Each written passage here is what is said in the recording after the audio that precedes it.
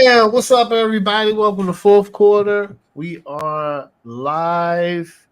How's everybody doing today? Once again, please like, subscribe, comment. We say some crazy stuff in here. We know you guys like it. Also, you can find us on everywhere you get podcasts: Apple, Spotify, iHeartRadio, everywhere, man. So, once again, Craig, another crazy NFL week, man. Another crazy one. Yeah, another one. Another one. Another another another letdown of games on who you got versus games that are not. Who would have ever knew? All right. Just a little bit. Like this Thursday. Panthers at Bears. We talked about that. And you're a Panther fan. You said you're gonna, watch it. Or you don't know if you're excited about it. I'm not. I might watch it in passing, just look at it, just because it's my team. But I'm not gonna be like invested in it because there's nothing to invest in. I mean, they're not getting it. They're basically playing for the Bears pick at this point. The Bears picks. So that's basically what this is for. And I didn't even maybe know y'all would be this bad though. And the Cardinals or something like that. Like those are like some of the worst teams. So the Giants, they're all down there. Yep. So the Bears, if they win this game, the Panthers pretty much between them and the Cardinals are going to be 1-8, and then they'll Cardinals be the number one overall pick at that point. Yep, Cardinals. I think Kyler Murray is going to come back, so I think Justin Fields comes back this week, or he might come back, even though it's a short week. And the Giants, little Daniel Jones. Let me ask you this. Okay, before we get on to the first topic, Giants. They have a top 3 pick. Do you draft a quarterback? I would. I think it's tough. I think they need a. It's not that tough. I mean, Daniel Jones is not that good. I've been saying that for a while. I don't know what. Yep. The Giants were thinking. Whatever. I mean, that's their money. They wanted to waste it on a quarterback. That's fine. Less than mediocre quarterback. And then I guess. I mean, he's injured, so I don't know what his timetable is to come back next season. He might not be ready for the start of training camp. I'm not sure I can't remember what his injury is, but if he's not ready for the start of training camp, what are you going? And you already lost Tyrod Taylor, who seems like he's always getting a chance to start, and then he gets hurt, which sucks for him, man. I like him. You got Danny DeVito's or whatever his name is. What's his name? Something DeVito. I could tell you. The quarterback of the Giants now, so he's going to be out there. I mean. Tommy DeVito. Yeah, I just don't. I don't understand. I mean, if that's your number one option going into the season next year, you have to draft the quarterback. You have to do yourself a service and draft the quarterback. And it's going to be. It's unfortunate because he's going to be behind a terrible line. Unless they start to address the line, and they also don't have any receivers. This is something the Giants have been plagued with for years. It seems like just trying to figure out offensive line, even though they have drafted sometimes I think they drafted an offensive lineman last year before last. And they drafted Hyatt from Tennessee last year. But they drafted Andrew Thomas. Yeah. He hasn't been utilized at all for the most part. They had Tony, so they tried that experiment. That didn't work. They tried Galladay. I'm sorry. They drafted Evan Neal last year. That's who it was. Evan out of Alabama. Yep. They tried Galladay. They picked Tony. They picked Hyatt. They still got Shepard and Slayton on the roster. It just hasn't worked. I don't know what is going on with their receiver group or whoever their receiver coach is, but it just hasn't worked. So I definitely think though it starts from the top, which is a quarterback. So if they're in a position to get Lenny or the kid from Washington or whoever else is out there that they're projecting as a top 3, top 5 quarterback, then they gotta make the city of New York happy and draft a quarterback. Daniel I Jones is agree not with it. you. I'm sorry. I agree with you. And the crazy thing about his contract is he only has 2 years guaranteed. So Yeah. at 2025, they can let him go. And Brian They can let him Daboll, go. whoever's going to be the coach, is not tied to Daniel Jones or the GM. They didn't draft him. Yep. Yeah, They're not tied. So, I think that was ownership to push him for the contract. That's just me. I think it's ownership. Now, if ownership likes him, that's a conversation. I don't know what you could like. What could you? Tyrod Taylor had more touchdown passes, or the same amount of touchdown passes in like 2 games than Daniel Jones had in like 5. I don't know why they believe in him. We've both had the same feelings about Daniel Jones. We said it. When they drafted him. We said it when they gave him the nickname Danny Dimes, which I thought it was ridiculous off one good game against Tampa Bay. Danny Dimes. I was like, what? How could you give somebody a nickname? How could you give somebody a nickname off of one good game? And now look at him. That's crazy, man. That's crazy. Anyway, let's get on to the Bills. Buffalo Bills, as y'all guys like my title. The Bills come due in Buffalo. And the Eagles fly over the Cowboys. Hey, man, dad jokes are in. All right, so Buffalo just lost to the Bengals, Craig. Will the Buffaloes make the playoffs, or is it time to panic? I'm still holding out hope that they're going to make the playoffs. I know you initially picked that they wouldn't, then you changed it to they would. Sucker, they got me in. But I mean, the next 2 games are at home against the Broncos and the Jets. Those are 2 winnable games. They better. Then they got some tough ones. 4 tough ones if you include because it's a road game. Maybe 5. At the Eagles, at the Chiefs, home to the Cowboys, at the Chargers. Oh, you might as well finish it up because they got the Patriots at home, which should be an easy win.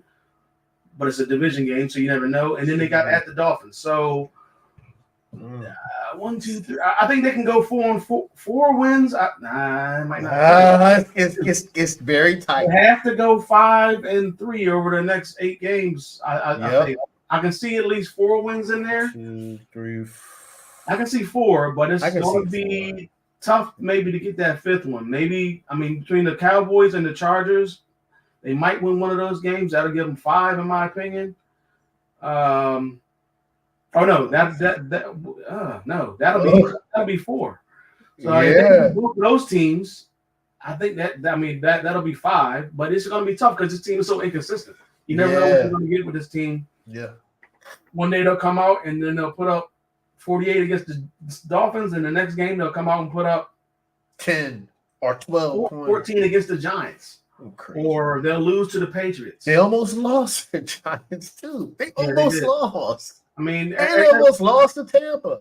Every game that they lost, it was a close loss, but you could just say that I don't know. It's just that they're just not a consistent team like they have, like they used to be, I guess, or like they were a few years ago.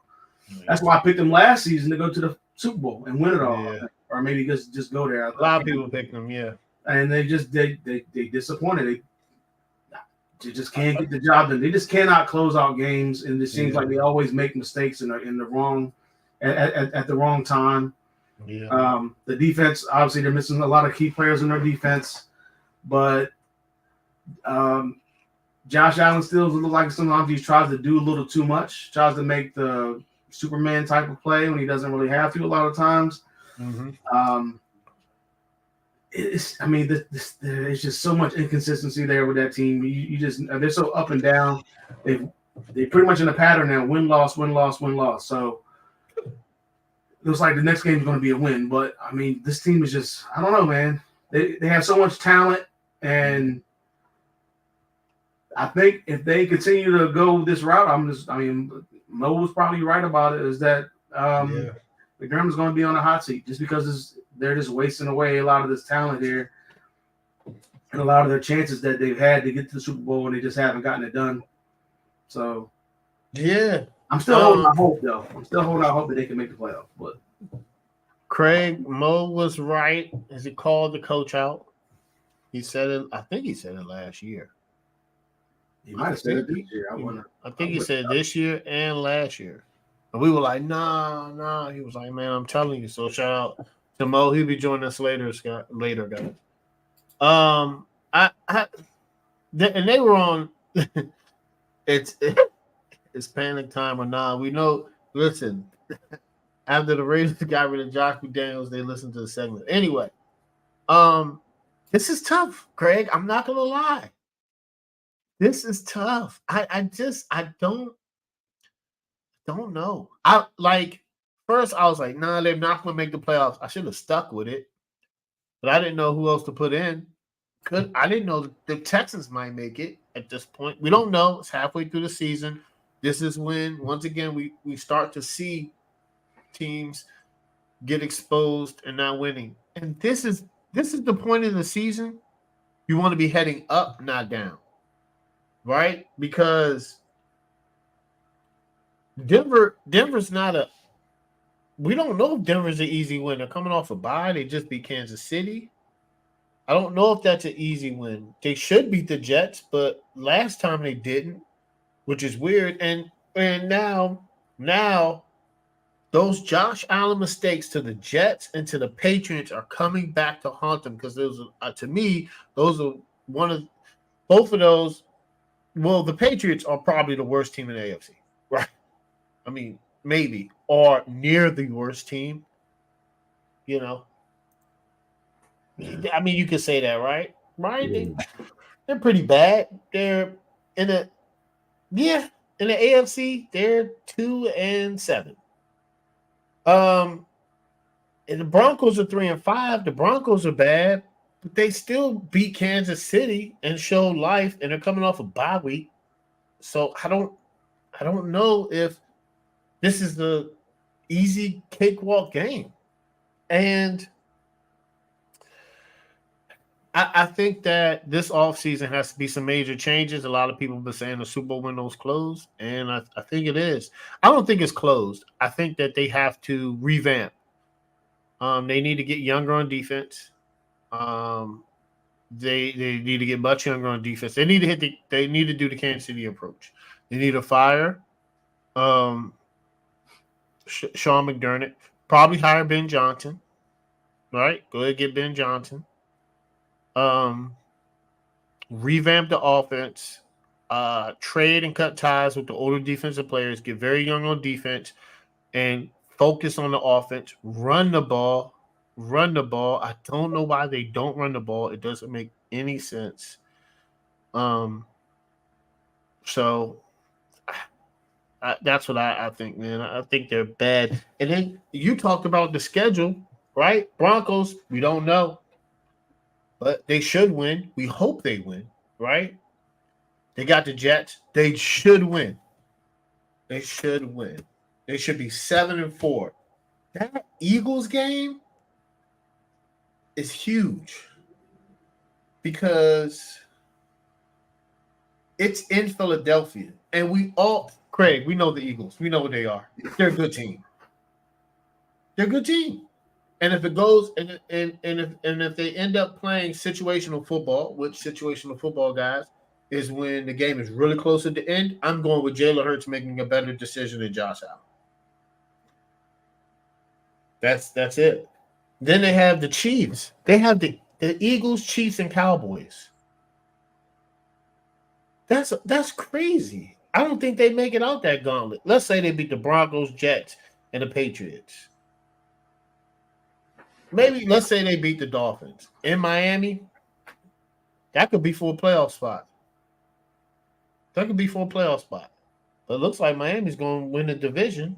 But so let's give them that still 4 wins: Broncos, Jets, Patriots. I don't think they beat Miami. I don't think they sweep Miami. But say they do. That's only 9 wins, Craig. That's 9 wins. That's not 9 wins. I don't care who you are. 9 wins is not getting you in the playoffs in the AFC. It's not. It's not because if I mean maybe, but if the Bengals, if all four teams from the North go, they lose the tiebreaker over the Bengals. They Okay. lose the tiebreaker. You know what I'm saying? Like they, at this point in time, they literally Well, last year the this is Dolphins got in at 9 and 8. 9-8, maybe. I don't know. This year it seems like the Browns might be 9-8 or 10-7. Like this is 9-8 might get you in this year if you win a division, but and you know what? And we're gonna go to the next topic after this, Craig. This is why they say you got to beat the bad teams. This is an example of that right here. Because when you beat, if they would have beat the Patriots, which is a divisional game, and the Jets, which is a divisional game, they would be 7-2. That's a huge difference. They would have only lost to the Jaguars, and then they would have lost to the Bengals. It would be a whole different conversation. Now we would be like, man, they might get the number 1 seed, right? Well, they can beat the Broncos, they can beat the Jets, the Bills, and Eagles is going to be good. The Bills are going to be 9-2. The Eagles going to be 9-2. Now we talking about they might potentially lose to the Broncos or beat the Broncos, beat the Jets, and they still 7-4 going into Philly. Philly gonna be, man. Philly by the time then, Philly gonna be. Don't let Jalen Hurts get healthy, because he's limping right now. But I don't know. I think it's panic time, man. I think they need to hit the panic button because I don't know if they make the playoffs. It's tough. It's gonna come down to the wire. It's gonna come down to that Miami game. It's gonna come down to the Patriots game. They're gonna have to beat the Chargers. If they want to get in, they're gonna have to beat the Eagles or the Chiefs or the Cowboys. So, like, right, they beat the Broncos, beat the Jets, lose to the Eagles, beat the Chiefs, lose to the Cowboys, beat the Chargers. That's what they're gonna have to do. And it's going to be hard, Craig, because we've seen them throughout the year not do that. It's up, down, up, down, up, down, up, down. But anyway, speaking about the Cowboys and Eagles, I'm going to take the wheel on this for a second, right? So the Cowboys played awesome. They lost to the Eagles again late. Are you worried the Cowboys will be headed to another first-round exit? The reason I said the Cowboys are in a different situation than the Bills is because, unlike the Bills, the Cowboys have beaten the easy teams, except for Cardinals. That was it. But they've crushed the easy teams. I mean, they're not the easy teams. No team in the NFL is easy. But they crushed the teams that have had worse records than them. They've crushed the Patriots. They've crushed the Jets. They've crushed the Rams. They're going to crush the Giants. Unfortunately, Craig, I'm sorry, but they're going to crush the Panthers. They're probably going to beat the Commanders. It'll be a close game. It's a divisional game, toss-up, but I wouldn't be mad if they beat us. And then they'll end up losing to the Seahawks or something like that. But they would have won 3 games. That's who the Cowboys are. Like, we're going to beat teams that aren't better than us. But that gets you into the playoffs. Now, the problem with that is kind of the opposite of the Bills, where Bills might not get in, but the Cowboys might get in, and then they lose the first round. Because according to the playoff picture right now from NFL.com, they will be playing. The Eagles have the number 1 seed.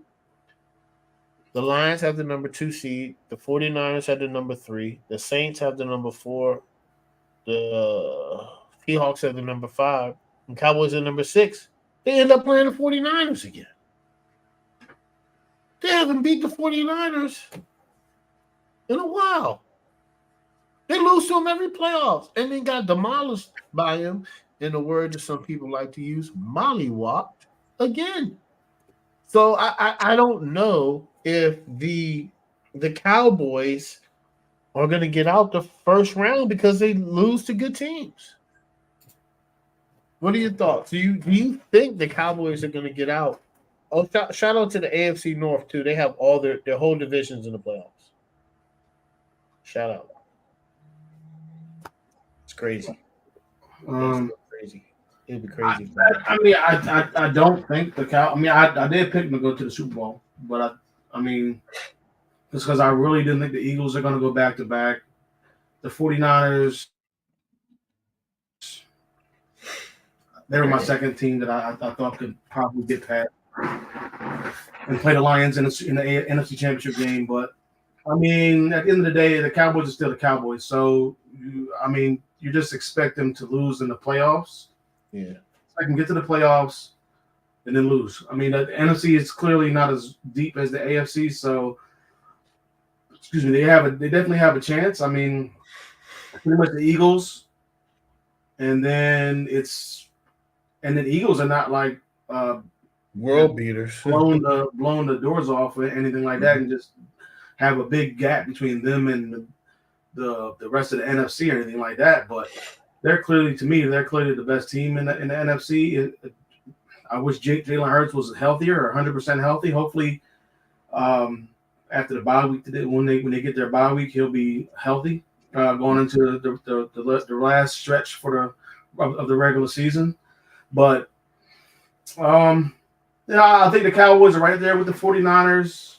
Maybe a little bit below the 49ers because they clearly can't beat them. But I think they're right there with the Lions, the Seahawks, the Cowboys. I think they're all in that same group. Yeah. Trying to be the third best team at this point. So, you just to me, I just expect the Cowboys to get to the playoffs and then somehow choke. So, even though I picked them, I'm not 100% confident. I wouldn't be surprised if they lost in the first round. I wouldn't be surprised if they lost in the second round, just because this is what they normally do. So until they break that trend of getting to the playoffs and just getting bounced out in the first or second round, I mean, I have no reason to think that anything is going to be any different. So I don't. I guess if the question is, do I have confidence that the Cowboys can make it past or can make a Super Bowl run? I don't. If I were to change my pick right now, I would. Me too, Craig. Me too. You fell for it. We drank the Kool-Aid in the offseason, Craig. Never it wasn't again. even that. I just didn't think the Eagles are going to make it back. I thought they were going to have some issues and possibly. I thought they were going to win the division, but I thought they would get bounced in the playoffs. I thought the 49ers are going to give between them and the Cowboys. I thought one of those two teams could make it to the NFC Championship game and play the Lions. So I kind of like flipped the coin or whatever it is, and they ended up playing the Cowboys. So that's kind of how that worked out. But if I could just make the pick again, I probably wouldn't pick them just because I don't know what I'm going to get. They played a great game. Dak looked really good against the Eagles. It's probably one of his best games he's played. The last couple games, actually, he's looked he's a lot better. Playing good. He didn't throw a pick last week, but they get down to the 6-yard line, and it's just like they just do. This is what Cowboys do, man. They ended up getting back to like the 30-something. How do you go from the 6 back to the 30-something? And then he throws the ball short of the end zone, which you have to get the ball at least to the end zone. You missed that 2-point. And then there was some bad clock management issues there. It's just so many crazy things that happened for the Cowboys. And that game was nasty anyway. It had too many penalties. But those what were they? Offsides to delay a game. That was crucial. And then the 2 sacks. And then the sack, and then they ended up being back at line around the 30-some yard line. So this is what the Cowboys do. They got help. They got penalties to help them get down there, and then they just threw up on themselves. So it wouldn't surprise me if something like that right there happens in a playoff game. That type of same scenario where they get down to the 6 and then they end up going from the 30 and just blowing the game. So that's crazy. It's wild. It's wild, man. And I think one of the reasons we picked them because they're like in the NFC, they're probably one of the top three teams. I didn't think the Eagles were going to be this good. I thought they were going to come over Super Bowl hangover. I was wrong. I don't know. I don't think I'm gonna pick them again because I feel like next year it's just teams are gonna be better. Teams are gonna be revamped. Certain teams gonna get quarterbacks, and some quarterbacks are gonna be back. I mean, this was a year. If Dallas wanted to go to Super Bowl, it was this year. If they don't this year, I mean, I don't know. I don't. Maybe they don't re-sign Dak. I think that's a rock and a hard place for them. This is a really good year for them. I mean, last year to me was a good year, but I mean, Yeah. I thought the NFC was worse last year than it is kind of this year, maybe. I mean, Seattle came out of nowhere. Yeah. I guess they still had Green Bay didn't even make the playoffs, so it was pretty much Philly, San Francisco, and Dallas last year for the most part. Yep. I mean, yeah, you had Minnesota, but I didn't believe in Minnesota. The Giants, I didn't believe in them. Mm-hmm. The Bucks, nobody believed in the Bucks. Yep. The Seahawks, maybe, but they came out of nowhere. So it was pretty much the Eagles, the 49ers, and when it got to the playoffs, the Eagles, 49ers, and the Cowboys. Yep. So I thought they had a better chance last year. This year, the Seahawks are not sneaking up on nobody. Everybody, for the most part, a lot of people thought the Lions were going to be better. Mm-hmm. The Saints finally got a quarterback, but I mean, they're still trying to figure it out. A lot of people picked them too. I thought the Vikings would take a step back, which they did, but they started to turn it around with Cousins, and unfortunately, he got hurt. But Dobbs might be somebody serviceable. Washington still looks like a mediocre team, but they're right there in the middle of it too. I thought Atlanta would be in the middle of it, but they're not good. Yeah. So I mean, I don't know, man. They're 5-3. I don't think they're going to catch the Eagles. I mean, I think the Eagles have a tougher schedule, so they possibly could because their Cowboys schedule is way easier than the Eagles. So and they still got to play them again in Dallas. So maybe there's a chance that they can catch them, but it's going to be tough. Yeah, because the Cowboys schedule, the Eagles have the toughest. Yeah, the Eagles might be the tough. Eagles, then it's probably maybe the Bengals. Bengals got rough stretch too. Bengals. They both have tough, crazy schedules. Yeah, because the Cowboys got the Giants, then the Panthers, then the Commanders. They could go 3-0 in that stretch. The last 3 games for the Eagles are easy though. Giants, Cardinals, Giants. So they should finish up strong. Their next 5 are going to be difficult. It's going to be difficult, but yeah, I mean their next 5 they got the Chiefs Monday night. Then they have the Bills. Then they have the 49ers. Then they have the Cowboys. And then they have the Seahawks. Yeah, they got a tough stretch. But if they can come out, so say they beat the Chiefs, or that's a toss-up game. Well, that'll be good on who you got, right? But they could beat the Bills. The 49ers. This is a tough schedule. This 5-game stretch might be the toughest in the NFL. That's a tough 5-game stretch, man. That might be the hardest. That might be the hardest 5-game stretch. I'm gonna look at the Bengals. Yeah, Ravens, Steelers, Jags, Colts. Yeah, it's Philly. That's got to be the toughest 5-game stretch in the NFL. It has to be. Because the Bengals have the Texans, which is not a slouch. Then they got the Ravens, the Ravens got their number. Still, they got 2 divisional games back-to-back and the Jaguars. I see how that's a tough mini stretch. But then they have the Cardinals, they have the Colts and the Vikings. You know what I'm saying? But that Eagles schedule, Chiefs, Bills, 49ers, Cowboys, Seahawks. Jeez, man. And then you got to think, right? The Cowboys, that might be for that might be for the not the division, but if the Eagles lose two of them, and the Cowboys go 3-0, and then they play the Eagles, that could be for the number one seed. We don't know. We don't know. You know what I'm saying? Like if the Cowboys go 3-0 and the Eagles go 2-1, that's a big game in Dallas, December 10th. That's a big game. Even if it's not for the number one seed, it could be for the division. That's tough. And then after that, they got the Seahawks. We're gonna see, man. It's gonna be very interesting. All right, now, Craig, it is kind of, I guess, because they went to 17 games. Did we call this the midpoint? Kind of, right? 9 games in.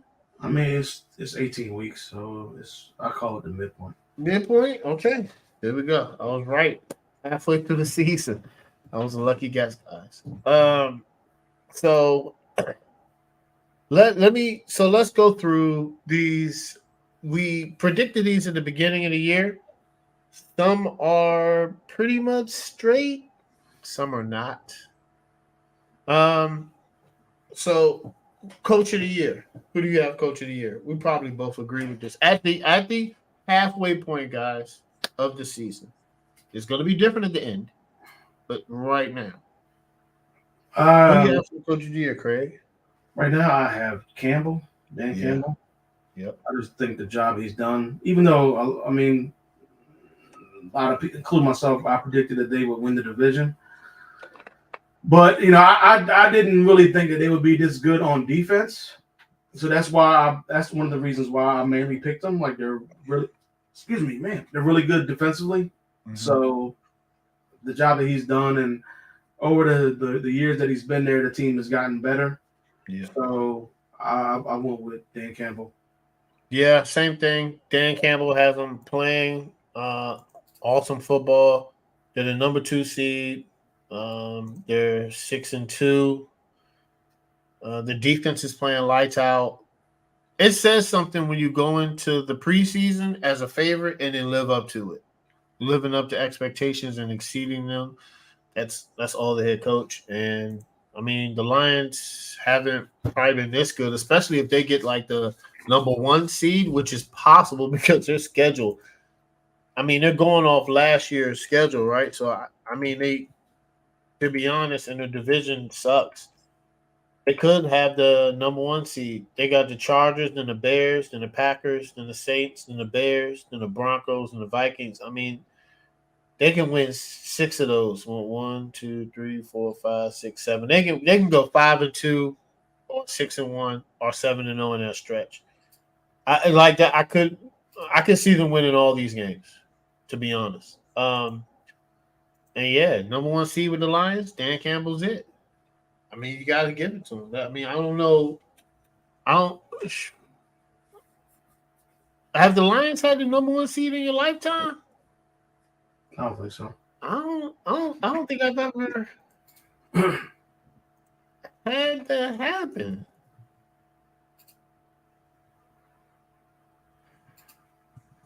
Yeah, I don't think so. I don't know. I don't know if they've ever had it. What was the Lions' best year? Maybe 1953? I mean, that might be it. Golly. I don't know if they've had in 1934 they had 10 wins. 1945 they had 7. 1953 they had 10 wins. But Craig, you talking about in the modern era? Jeez, man, this might be the best. 1991, they went 12-4, and they went to the NFC Championship game. They lost to the Commanders. I remember that. But that's the first time they got first. Nope. 1993. and they lost to the Packers in 1993. They had the first seed. I mean, that's almost 30 years ago, man. This is still when they were in the Central Division, Craig. This is how long ago that was. You remember the Central Division. So yeah, and I believe Barry Sanders was still playing for them. But anyway, we both, I guess we both believe who the comeback player of the year. Has it changed for you? No, it's still DeMar. Yeah, me too. Me too. It was good seeing him on TV the other day, looking healthy. He's probably going to start some games soon. He's on the second depth chart behind, I think, Jordan Poyer, who's questionable with the injury. So I'm rooting for him to get the start, but he's the comeback player of the year. Like he's I think he's unanimous in my book. Just to make an NFL team after what happened to you is phenomenal. Craig, who do you have for your offensive player of the year? Tyreek Hill. He's up until the game against Miami, he was having not Miami, the Chiefs. He was having a great season. He's still having a great season, but he slowed down in that game. Didn't get a touchdown. No, he wanted the touchdown, but he's still having a great season. He's on pace for, I think, 2,000 yards or close to 2,000 yards. So clearly the best wide receiver on that team. Clearly one of the best wide receivers still in the league despite his age. So I know a lot of people thought he's going to fall off, but he's still up there. He's still balling out. So I got him as my number one. I got him edging out AJ Brown barely. Yeah. Him and AJ Brown right there. Yeah, I'm the same. You're right. He's projected to get 2,032 yards. AJ Brown's projected to get 1,800. It's still, first of all, those are a lot of yards, guys. But I do have Tyreek Hill taking it. I just think he's phenomenal. He's one of the best receivers of this generation. He's probably going to get. I know he says he's 29 now. Hopefully, I would love to see him play 4 more years, 5 more years, man. You know, because what he's doing is phenomenal. So I hope he's, so far I think he's played 3, 4, 5, 6, 7, 8 seasons. So hopefully I can. Hopefully we can get a good 15-year career out of him. I don't know, 15, at least 12, Hopefully he plays 5 more years. He's phenomenal. He doesn't really miss games either. He plays healthy. And he's going to be in the record books. And I know it's hard for receivers to make it, but I hope he makes it to the Hall first ballot because what he did is phenomenal. All right. This is probably an easy one after his wonderful game yesterday. Offensive Rookie of the Year. CJ Stroud. Yeah. That's not even close. So it's not close. CJ Stroud. Hey, shout out to Puka Nacua was up there for me. Yes, he was. But since Cooper Kupp came back, he's kind of taking a step back from Stafford's been hurt too. One. Yeah, and then Stafford got hurt a little bit, but it's pretty much CJ Stroud. 14 touchdowns and 1 pick. Yeah. Is crazy to me. I was looking at his numbers and where he ranks in with the other quarterbacks. Like his numbers are crazy. Like at one point, I think he was under 60% completion percentage. Yeah. For the season, now he's at 62. Yeah. He's 7th in yards. Yards per game, I should say. He might be higher than that. Yeah, he's 3rd in yards per game as a rookie. He's 8 games in, so he's on pace for 28 touchdowns, 29 touchdowns, and 2 picks. Yep. He just doesn't turn the ball over.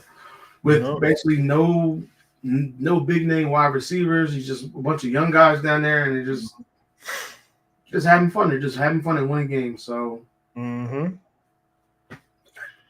That's easy. Easy. And you know what's so funny? He's fourth in We QBR pass rate. Yeah, because he's doing phenomenal. And you know what's funny? He was the second best quarterback, and it came out about his test. Oh, he got a low score. The Texans aren't slick. They released that so they can, you know what I'm saying? Or no, a team, probably not the Texans. I think Atlanta released it so he could drop to them. Man, if he was in Atlanta, good gosh almighty, boy. Good gosh. Drake London. Oh, anyway, that's even here or there. But we were both high on CJ Stroud, and we both thought he was going to be a phenomenal quarterback. So it's just glad to see him flourish. And I mean, I knew it. Like, I don't know why people are like, he's not going to be good. I was like, he's going to be good, man. He's going to be good. I don't think he was a typical Ohio State quarterback. You know, his reports were they were compared to Jared Goff. I would listen, if I have the second pick and you're telling me a quarterback is comparable to Jared Goff, I'm taking him. You know, Jared Goff has limitations, but both of our teams would like to have Jared Goff right now. I'll tell you that much. Jared Goff ain't no slouch. I mean, you know, he wins a lot. He's having a decent season, so I don't. Yeah, CJ Stroud might be the best quarterback, but I think Bryce Young is still gonna turn things around. Hopefully, we gotta give him some more time. But shout out to CJ Stroud, man. Defensive Rookie of the Year. Who you got? I think I got Devin Witherspoon. Yeah, yo. Between him and Carter, but I think I just slightly edged out Carter with Witherspoon. He's having a phenomenal year. And between what was I about to say? Him and who's the other guy on the other side who they drafted the year before, other corner. Like those two guys are going to be really good. I mean, they're already really good now, but in a couple of years, that could be the best. Wolin, is that his name? Yes. Yeah, those two guys. Rick Wolin. Those two guys are going to be phenomenal in terms of like the best quarterback duo in the NFL. So yeah, they got a good young defense. I'm not gonna lie, man. It was a hard pick for me. It was between those two. I think they're gonna go either or. I did lean more towards Jalen Carter because he might finish with. He's projected to finish with 7.6 sacks. That's about 8 sacks. Aaron Donald had 9 sacks and got Defensive Rookie of the Year. He's a D tackle. So I think it's going to be between those two. But shout out to both of them organizations by drafting phenomenal young players. Just shout out to the Seahawks, man. Pete Carroll and I don't know the GM. Is it Snyder? Oh, I should know this. I think it's Snyder. Seahawks GM. I think it's John Snyder. Yep, John Schneider. Yep, I was right. So they've been doing a phenomenal job, man, and hopefully Gino gets it together. All right. You see, I put MVP QB award. Who? You missed the defensive rookie of the year. Defensive player of the year. Defensive player of the year. I did. Thank you. Who do you have? Myles Garrett. Yeah, that's what I have too. I mean, Cleveland. I thought Cleveland defense was going to be good, but this is a different level. He's balling out this year. He's balling out. He's on pace for 20 sacks, 9 forced fumbles. Like, that's crazy. You know, hopefully he gets a sack record. I mean, I've been a big Myles Garrett fan. I like Myles Garrett, TJ Watt. They both play phenomenal. And it's a fact. If Pittsburgh doesn't have TJ Watt, they lose against the Titans. I just think he wins them a lot of games, man. He's phenomenal. Um. Oh yes, MVP, which is a quarterback award. Who? I want to hear your thoughts on this because the quarterback play hasn't been good from anybody at this point. There's no stand besides C.J. Stroud. There's no standout quarterback play from anybody. Not really. It's not. I try to look at the stats and compare it. Tua's up and down. Mahomes is up and down. Um, Jared Goff, Lamar. Lamar hasn't thrown enough touchdowns. Jalen Hurts. It's Joe Burrow. The problem with Joe Burrow is he had a slow start, and you know they based the MVP off wins. You got to have one of the best records. You know, Yeah. so we might leave that blank for now, guys. I did pick Mahomes, I but picked Mahomes too, but I said it could be C.J. Stroud. because it's the most valuable. So to me, if you take, you could take a lot of quarterbacks off their teams anyway, and they're going to have no probably the opposite record of what they have or whatever. But It was good. Yeah. Mahomes. Oh, what's up, Mo? What's up, bro? I would say Mahomes too. I was saying Mahomes because it's the most valuable player. So to me, if you take Mahomes off that team is going to be 0-9 or 1-8 or something like that. Plus, he's doing it without any big time wide receiver. No name wide receiver on that team, and he's got the team winning games. I mean, you look at Tua. Tua has two good wide receivers. Joe Burrow has two good wide receivers. Yeah. Josh Allen has a good wide receiver. Yep. The only other guy that doesn't have a good wide receiver is Lamar. And Lamar's doing it with his legs. So 5 rushing touchdowns, like almost 500 yards of rushing. So he's probably going to get 1,000 yards again. So I can see Lamar possibly getting. I think a lot of sites I looked at said Lamar, but he got to get his passing numbers up for me. He only has like eight touchdowns, but I had to go with Patrick Mahomes just because it's nobody's really separating themselves. Nope. Excuse me, like I thought they were going to, and it's just crazy. He doesn't have anybody. He doesn't. Granted, he has a really good defense, but so does Lamar.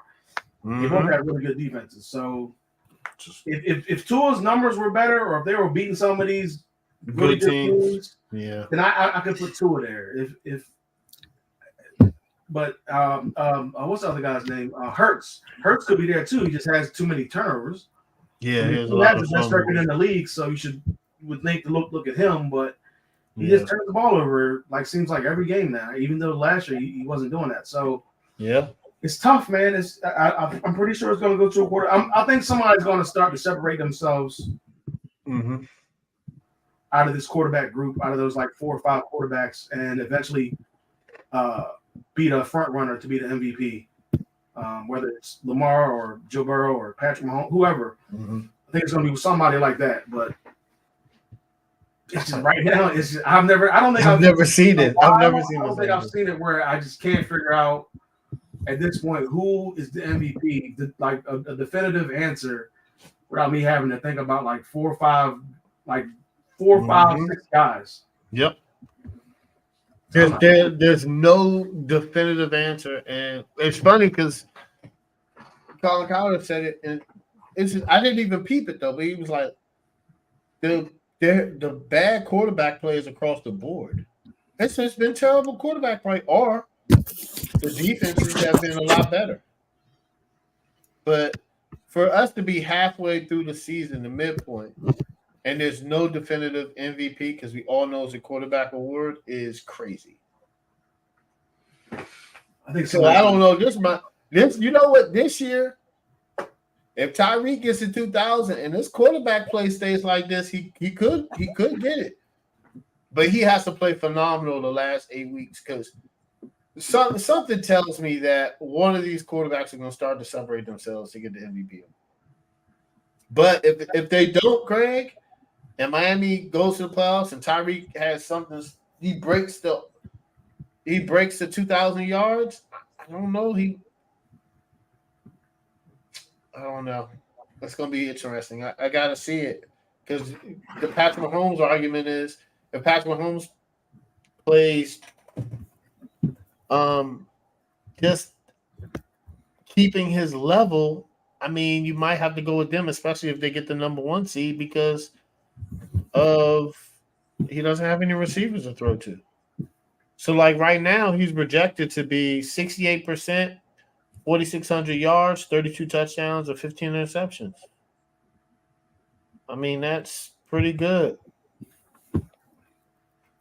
So, I mean, it's pretty good for Kirk Cousins. not his best, you know.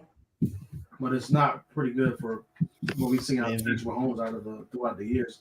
Yeah, They're gonna have to figure something out in the regular season with the wide receivers. I know they said they liked their wide receivers going into the season or after the trade deadline, but this, I mean, it's just terrible. yeah. It's not a good group. Last year, Mahomes threw for he threw for 50 2018. He threw for 26 and 19. I think that's the year Lamar won it. Then 2020 threw for 38 touchdowns and 6 picks. 2021 he threw for 37 touchdowns, 13 picks. Last year he threw for 5,250 yards. Jeez, man, he's going to shatter some records. 41 touchdowns and 12 picks. So we'll see, but he's on pace for 46. If he throws for 5,000 yards and 40 that touchdowns, receiver core, you gotta give it to him. He throw for that with this receiver core, you gotta give it to him. yeah. I mean, Especially the number 1 seeds. he might. I mean, it's looking like that, Mo. It's looking like that. You know, I think it might come down to whose numbers are comparable and who has like the best record. Like it might come down to Hurts, Lamar. It might. Like Craig said though, Lamar's passing numbers. How do you make him MVP? If you give it to him off of running, but it's you like can't do that. MVP. Yeah, you can't, Mo. Right? Because the year he won MVP, he threw for 36 touchdowns. Right. He ain't throwing for that this year unless he just goes on an absolute tear. Unless he going just a tear we ain't seen in a while. He ain't throwing for no 36. Nah, man. I mean, he had almost average like 4 or 5 touchdowns a game over the rest of the season almost. Yeah, his projected stats, Mo. He said he's gonna throw for 6,000 yards or something. Who said that? Yeah, he said something crazy like that. Oh, Lamar. Oh, yeah. Not this year. I love Lamar. I love him, but like that's my man. But no, he was projected to throw for 3,600 yards. 17 touchdowns and 6 interceptions. You can't give him no MVP for that. That's my thing right now. How it looks right now. If the Dolphins win the division and Tyreek gets over 2,000 and gets 2,000, I feel like he should get MVP. Unless somebody just goes on a run right now and separates themselves. Unless I'm saying now, if Dolphins just make it in on a wild card, that's something different. But if Dolphins at least win the division and he get 2,000, I think he should win it because. Especially if nobody goes on a hot streak and separates themselves. Like right now, we can't really give a clear-cut MVP right now. Like you can almost give it to the Mahomes off of default because they're number 1 seed in the AFC right now, and he doesn't have no receivers. Yeah, and he's not playing too bad. Right, it's not like he's causing his team. You know what I'm saying? But you know, it's scared. How can I put this? It scares me. But I'll say this right now: the only team that scares me if they're facing them right now in a playoff game, because it will be an Arrowhead, and I'm only saying this because it be an Arrowhead, would be Cincinnati. I know people say Baltimore right now. I don't know if they got the firepower passing the ball. They're not going to run it on Kansas City with just Gus Edwards. That's not going to work. They're going to throw that ball downfield and score some points. They're not beating Kansas City on straight defense and running with Gus Edwards. I don't think so. I think not in Kansas City. If they were Baltimore, I might have a different outlook. But in Kansas City, I feel like they just that energy, they want to score. I don't think the way Kansas City defense is playing, if they get home field, I don't know if Cincinnati gonna beat them. No, I'm saying Cincinnati, the only team that kind of scares me against them. That kind of where I'd be like, all right, this could be something. If they get to the problem is, can Cincinnati beat their own division? Because right I now, think Mo, let me say right this. now, Mo, if Let me they say this. play, Let me say this though. because I they're don't gonna be playing the Ravens, I and get they it. do. I don't trust. Let me say this. I don't trust Cincinnati or Pittsburgh's offense enough to make the playoffs. You got to start scoring. You just not gonna make the playoffs just on straight defense. AFC going. Somebody gonna go on a run. Somebody in the AFC gonna go on a run where them two might get bumped out. They gotta start scoring. You ain't gonna just keep winning these 27 slugfests, 2017 games. You gotta score. It just ain't. Mo, but to your point, Mo, right now, Mhm. all 4 teams in the AFC North are in the playoffs. I get it, but I'm talking about long-term holding out. I don't trust. I don't think all 4 gonna get in because I don't see Cleveland and Pittsburgh keeping up this pace where you just straight winning games off of defense. You can't score. You gotta score eventually. Yeah. This ain't 2000. This ain't early 90s. You gotta score. Yeah, especially when you got the It's gonna be listen. The AFC gonna get interesting because we were talking about the Bills on the outside looking in, the Texans, risky Texans, the Texans, and the Chargers are showing some life, which is let me tell you this. No disrespect to nobody, but I don't care. If he get about 3 more wins, if they get at least 7 wins, I don't care if they go 7-10. If he get at least 7 wins, there's no way you don't say D'Amico Ryan is coach of the year. With that team, you can't name a receiver. Unless you just looking it up, ain't nobody just coming off straight off the head and naming their receivers. Nico Collins. All right, that's fair. Okay, I do that. Nico Collins ball last year. What I'm saying, only reason why I know people because I play fantasy. That's it. If I didn't play fantasy, I probably wouldn't know. Right, I'm saying just off of just hanging out, and you got naming people he throwing to, and it's just the culture. You can just see the energy. Like if he can get a couple more wins, even if I understand people say, well, how you want to let a dude get coach of the year that ain't even finished 500? But I'm like, no, they just had the second pick in the draft, and they come back and win 7 games. Well, I think they're gonna win more, and Mo, to your point, I don't think they get coach of the year, but I think that the message is if you have a good coach and a good quarterback, you can reset the culture and win. Now that's what teams are going to be looking at. Because now Houston looks like they're set up for the future pretty well. And they were at the bottom for years. Absolutely. Well, I mean, that's how one draft can change it. But last 4 years? Because that was only like 3 years ago when they played with Sean Watson against Kansas City in the playoffs. That was less than 5 years ago.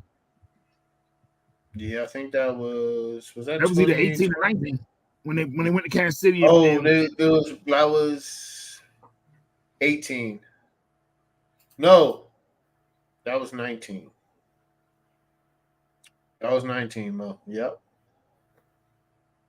That's still a long time ago, though, Mo.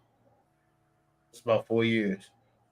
4 years is forever in the NFL. You know that, Mo.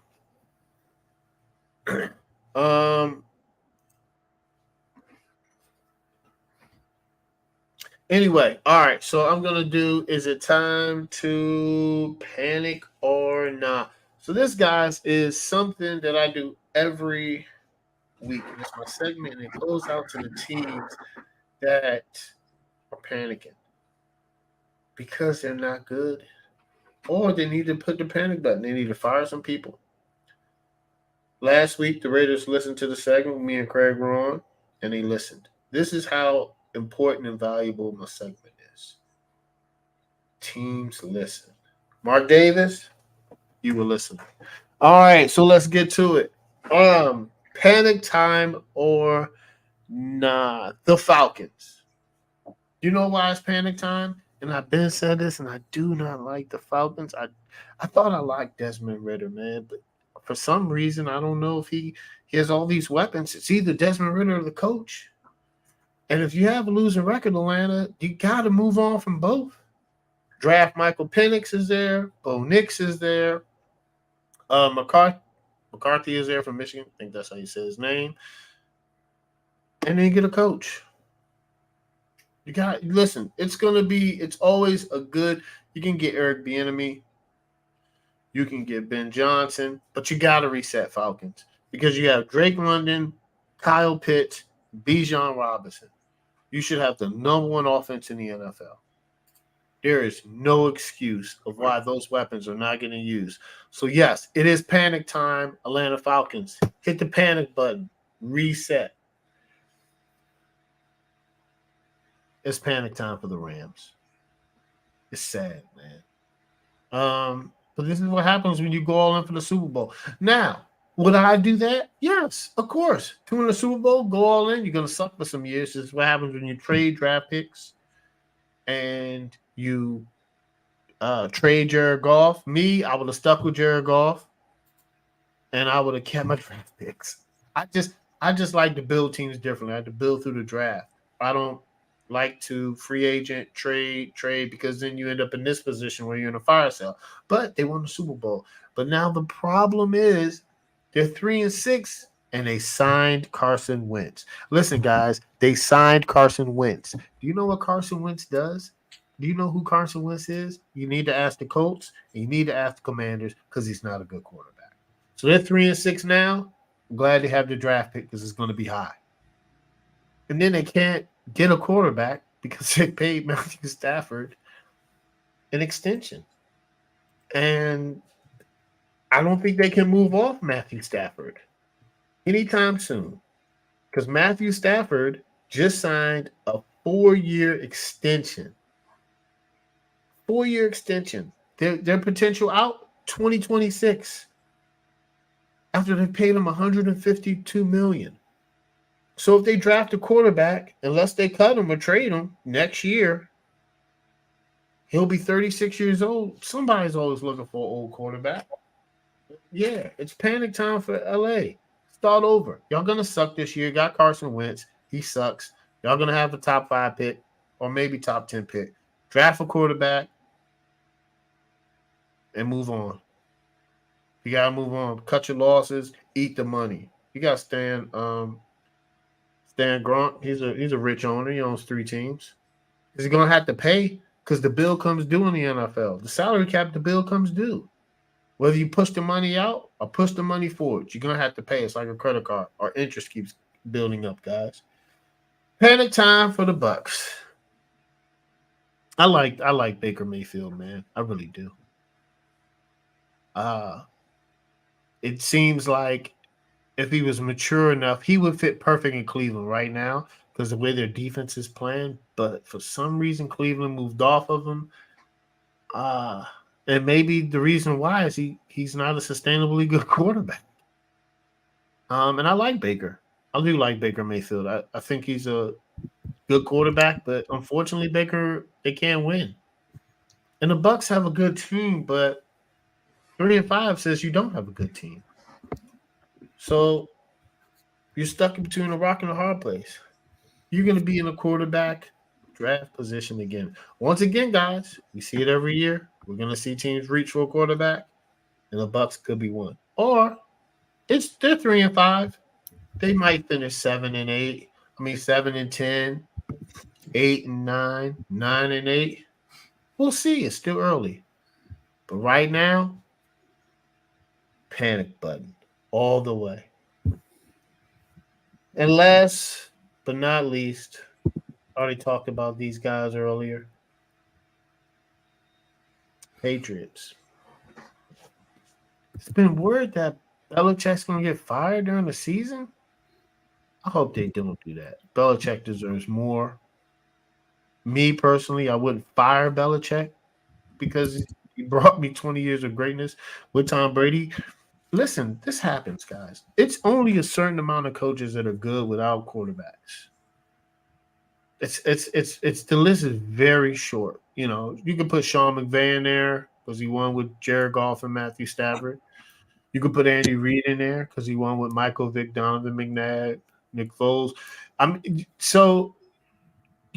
Alex Smith. You could probably put Harbaugh in there. He won with Smith and Kaepernick, but he's in college, not in the NFL. I don't know what the Patriots do. Mac Jones, McCorkle's not the answer, even though I like him, but they have no receivers. I don't know why they. I don't know who's drafting. It's Belichick, but there have to be conversations at the end of the season, and the Patriots are 2-7. There has to be because I thought they were going to be bad, but not this bad. They're making mistakes, the Belichick mistakes that shouldn't happen. So that's it. And I wouldn't push panic time on the Giants because Daniel Jones gone for the year. They gotta revamp their whole squad. So there's no point in me talking about the Giants. They're just bad. I'm not gonna waste my breath on the Giants because there's no time for them to panic. All right, Craig, before we do your top five, let's do Mo's top 4 college football rankings. All right. So, number one, I know the college football playoff rankings just came out about less than an hour ago, but they had Ohio State number one. But until they lose, I'm still gonna go Georgia. I get the eye test, I get it all, but even with now, they just had a big test with Missouri, who only had one loss. They beat them. They got Ole Miss coming up this week, who just was ranked 9th in the playoff rankings. I just feel like until somebody beats them, I'm gonna keep them number one. I will put Ohio State 2. I will put Michigan 3, and I would put Florida State at 4 with Oregon, with Washington. My bad, Washington, and Oregon on the outside looking in. It all plays itself out, but it's definitely going to get real interesting. I like the chaos. I'm all about the chaos, so I don't think it's going to happen. But it would be very interesting if Ole Miss beats Georgia, and then if Penn State beats Michigan this Saturday. This thing will get very interesting real quick. It's getting tight. It's getting tight. I can't wait till they explain the payoff. This is gonna be next year. Next year goes to 12 teams. It's gonna be cool, man. It's gonna be cool. Yeah, it's gonna be cool. All right, Craig, what top 5 list do you have for this week? Being that it's the halfway point, I said I was going to do week 4, week 9, week 13, and week 18 for my top 5 NFL teams. So we're at week 9. So halfway point. So number 5, I went with the Cincinnati Bengals just because I know they don't have a top 5 record in the NFL, but I think they're playing a lot better now. Joe Burrow looks healthy. The team has beaten some good teams, some really good teams, teams that you can consider Super Bowl contenders with the Bills and the 49ers. I think the team is starting to figure it out. Now, Jamar Chase is hurt, so we'll see what happens coming up for their next game. But I like the way the team is going. I like the direction that the team is. I mean, they're starting to figure it out.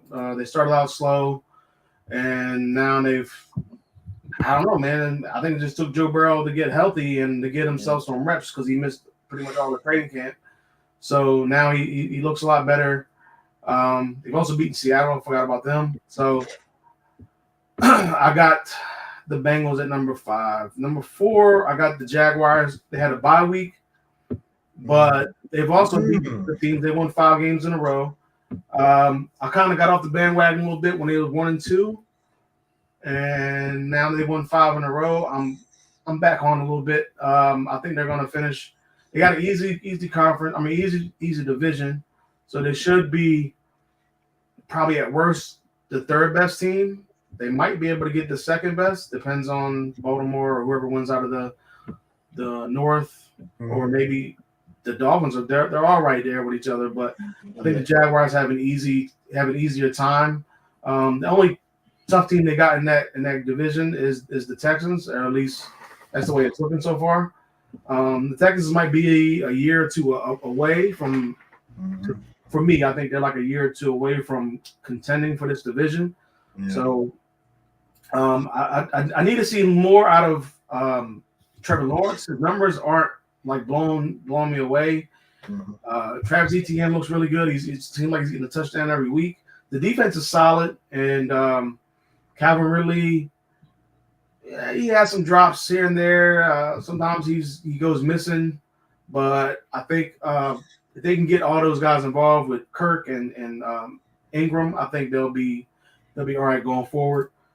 My number 3 team might surprise people, but I got the Chiefs. The Chiefs aren't, even though they're 7-2, and I just said Mahomes is probably my MVP. The Chiefs aren't the same Chiefs team we've seen over the last 3, 4, 5 years. Yeah, so their offense, their defense is finally better than their offense, which is something I don't think I would ever say. And if this is the best defense Mahomes has had, it's unfortunate that it comes with probably the worst offense Mahomes has had. They don't seem to run the ball consistently a lot of times. For me, I know they had that bad loss against the Broncos. Mahomes was supposed to have the flu or something like that, but I know it's a division game and you're on the road, but you get beat by one of the worst teams that only put up 9. It's hard for me to put this team any higher than 3 right now. I thought about dropping them a little bit more, but they had a big win over the Dolphins. And I guess it was, even though it wasn't a revenge game, it was kind of like it had that revenge game feel with Hill on the other side, who said he was going to score a touchdown and yell at the sideline that he shouldn't have traded them and all this stuff, but that didn't happen. So he never scored. The defense stepped up and they held the best offense in the league to only 14 points. But I think the Chiefs have a lot more to figure out with this wide receiver group. You see what happens when you take Travis Kelce away. The offense just looks stale, especially in that second half. They just couldn't. The receivers get no separation. It's too late now to figure out what they're going to do about the receiver group unless they find somebody off the free agent list or something like that. But they're a free agent for a reason at this point, so there's really nobody I think is going to save this wide receiver group. Number 2, I got the Eagles. I thought about putting them at 1, which I debated going back and forth between them and my number 1 team, but I ended up putting the Eagles at 2 just because I think there's some issues there with Hurts. He didn't play well. He got outplayed by Dak, even though they ended up winning the game. The defense is inconsistent at times. It just doesn't look like the same defense that we saw last year. The offense is kind of the same thing, mostly because of the injury to Hurts or maybe the turnovers that he keeps putting up every week. Goddard just got hurt again, so Goddard's out. That just takes away one weapon off the field and puts more attention on Smith and Brown. So it's something they can't afford to have. But Eagles are still 8-1. When they need to, it seems like they step up and win the games that they need to. So we'll see what happens going forward. But I think once their bye week comes up, I think they need to try to get Hurts as much rest as possible, so that way he can end the season strong. My number 1 team, I got the Ravens. I think the Ravens they've beaten the Lions, who were an up-and-coming NFC powerhouse, or up-and-coming team in the NFC. They beat and they destroyed them. Same thing with the Seahawks. They've already beaten the Browns. They blew them out, even though the Browns didn't have Deshaun. But, they still beat them. That same quarterback that was, I believe, the same. I think P.J. Walker was quarterback of that team. Yeah. He ended up beating the 49ers. So you just never know. They also beat the Bengals. So they've had some pretty big wins. Lamar Jackson's really good against the NFC. I think he's only lost 1 game. He just doesn't put up a lot of good passing numbers. His rushing yards, they were almost running for 300 yards last week against the Seahawks. His rushing yards are there for him personally. He just needs to get more out of the passing game. I thought he was going to throw for 6,000 yards and he's going to have all these touchdowns and all this new offensive coordinator, but it just hasn't worked out yet. But I think the team overall, especially that the defense is stepping up and playing phenomenal. If they could just play like that every week, this team could be 9-0. They lost 2 games that they shouldn't have lost. Tucker missed a field goal against the Colts that he shouldn't have missed. He's more reliable he has been more reliable over the years up until this year, and then receivers let him down against the Ravens. So those are my top 5 right now. It's Yeah. going to change in 4 weeks. So, Oh man, awesome. Yep. What do you hold on? You said week. What are the weeks? Weeks 1, 4, 9, and 13. no, weeks, what was it? 4, week 9, week 13, and then week 18. So I I go was 4, close. I was 4, close, 5, guys. 4. It's basically 4 or 5, 4 or 5. I was close. I was only 18 weeks off, 17 weeks off. All right, Mo. Let me ask you this, Mo. All right, one crazy upset week pick, Mo. We've been doing pretty good. I don't know if people watching. We don't. I don't bet. Uh, Some people could. let's We've called some good ones out, guys. We have. let's. Uh, Who do hey, you a lot of have? these matchups is crazy. Like a lot of these matchups is crazy. Okay. I know it doesn't sound like an upset. It sounds mild. Yeah. It sounds mild, but you know what? It ain't an upset necessarily, but I'm gonna call this one. I'm gonna say Green Bay over Pittsburgh. Okay. I mean, look at the other games. The only other upset, like everything else, is kind of even. The only other game you really can say upset is be what if Arizona beats the Falcons. I mean, because they 1-5. Everything else is kind of bang bang to me. You know, as far as this slate. I get that doesn't seem like a huge upset, but Pittsburgh 5-3. Green Bay been struggling. They 3-5. I mean, looking at this slate here, it's nothing else that you really can call a game and say that's an upset. Like I'm looking at the rest of these games. Can we really say it's a major? And we're supposed to call it a major upset. Because even if Arizona beats the Falcons, are we really calling that a major upset? Like the rest of these games are kind of even, like kind of bang bang. Especially I'm if down Kyle for not Murray picking. play. Think about it, the only other one that can be major, and I'm not picking that whatsoever, is Giants Dallas. No, they about to get the brakes blown off them. Like that's about to get ugly from start to finish. Okay. Craig, who do you have? Are you going with the same one? I mean, that's the one I was picking. That was your one you. But I almost picked that one too. I'm going to change it. It's- I'm going to change it just because it makes it a little bit more interesting, I guess. So I'm going to pick the. I mean, this is not really a big upset because, like Mo said, it's really not too many like crazy upsets. And I think the ones that I would maybe think about picking, I think it's on the who you got. So I got to go with the Colts and the Patriots. I guess. I mean, yeah.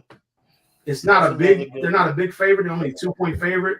They probably be like a 4-point or 5-point favorite at home, but it's a road game. But the Patriots don't look good, so I think they should be a little bit more of an underdog. And the Colts, I mean, even though they have a backup, they're way better to me than the Patriots at this point. Patriots just have no wide receivers. They're not getting them any help. Their running game is not good. So I think I'm gonna just go with the Patriots though to end up beating the Colts. All right. Well, I don't like it. My crazy upset alert. I got the Broncos over the Bills, guys. That's what I got. I think the Bills are. I looked down right after Craig said that. I looked down to the Monday night game. I was like, something missing. Yeah. I was like, you can see it, right? I'm telling you, man. I got Broncos are coming off a bye week. They're coming off a big win. Something is weird. Me and Craig talked about earlier. Something's weird about these Bills, man. They're inconsistent. They're up and down. And Mo, you have been right. Before we get to who you got, you were right. Sean McDermott is probably getting fired this year, and they're probably going to. My suggestion is you draft a receiver, draft a running back, hire an offensive coordinator, trade all your assets on defense, and go younger. Besides Von Miller, you already paid him. But I got the Broncos over the Bills at home on Monday night. You heard it here first. Watch. It's going to be a great game. Russell Wilson going to throw like a game-winning pass. And Josh Allen is going to be. Listen, let me tell you something. Stephon Diggs is going to kirk out. Going to kirk out. But yeah, Mo, you're right. They're probably going to. He signed a 6-year. I don't know if he could cut him. Oh no, 2025. Yeah, he got paid most of his money up front. 3 years, 52 guaranteed with Von Miller. So they can take it's a potential cap, but they gotta do something in Buffalo, man. They gotta do something. They gotta blow it up. They got to. Anyway, guys, my favorite segment of the show. Who you got? And that's what I'm talking about. And we're gonna start off with Mo. Browns versus Ravens. Who you got? Coaching. I'm gonna take Harbaugh. I'm gonna take Harbaugh in coaching. Because you fire this coach. You fire your coach, and you bring in a college coach. He won that couple of national championships, but you bring in this college coach with all these expectations, and then you sign some people, and you give them all that money, and they're 7-2. But I'm also looking at they've been in this position right here the last 3 years straight. So now it's like, what you gonna do with it? I understand injuries and stuff like that, but you've been 7-2, hovering around that 7-2, 8-4 range for the last 3 years. Like, where do we go from there? But I am gonna go hardball just off the job they're doing this year. Their defense is just playing on an elite level. Their running game is there, but it's different. It's not predictable no more. It's not as predictable. They're gonna run the ball, but it's not as predictable as it was in years past. So I'm gonna go hardball. Offense, I'm gonna go Ravens. I mean, just the run game, and then Lamar Jackson's the X factor. I mean, yeah, it looks the same with Cleveland. They want to run the ball, they want to beat you up. They got a stellar offensive line, but I think Baltimore has the more overall weapons. They haven't been able to really get Coop going yet, Cleveland. So I would like to see Cooper get going. Deshaun Watson, I would like to see him, play better. Defensively, I'm gonna go to Ravens. Not to say, I think Cleveland's top 5. I think in every defensive category, if I'm not mistaken. But Baltimore is just been just crazy, man. The pass rush, their safety leads league in picks with 6. It's just been an amazing job they've done. And then they let go of Marcus Peters. I thought that was going downward for that loss right there. I thought it was going to take a huge step back, but they've overcome that. I think it's going to be an old AFC battle, physical game. I'm going to go. I just think Ravens going to make more plays offensively. I'm going to go Ravens 24-17. Ooh. All right, Craig. Brown versus Ravens. Who you got? Coaching, I'm going Harbaugh. I think Harbaugh has done. I mean, I can't pick against them now because I just said they were my number 1 team right now. So he's done a phenomenal job. Granted, I think the job Stefanski has done with the mediocre play of Deshaun and him having PJ Walker in there, and then they beat the 49ers.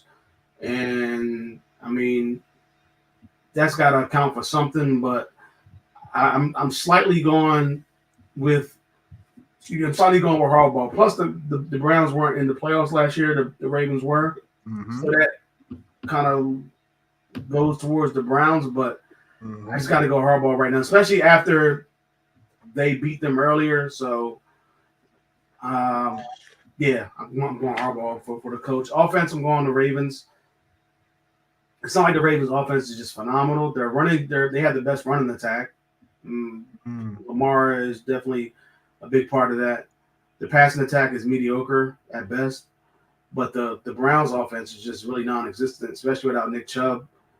Ford has kind of stepped in, and Hunt. They've signed Hunt. That is okay. He's not a slouch, but without Nick Chubb there, the offense just doesn't look the same. It's hard to bite on the play action fake or anything like that. So. Yeah. I do like Cooper. I don't know if he's a number one, but at times you can see that he has that ability to be a number one. But I just got to go with the Ravens, even though their wide receivers aren't phenomenal and they cost them the game against the Steelers. But it's the Ravens. Defense, I'm going with the Ravens again. Kind of the same thing with what Mo said. Their safety leads the league in interceptions. They lead as a team. They lead the league in sack.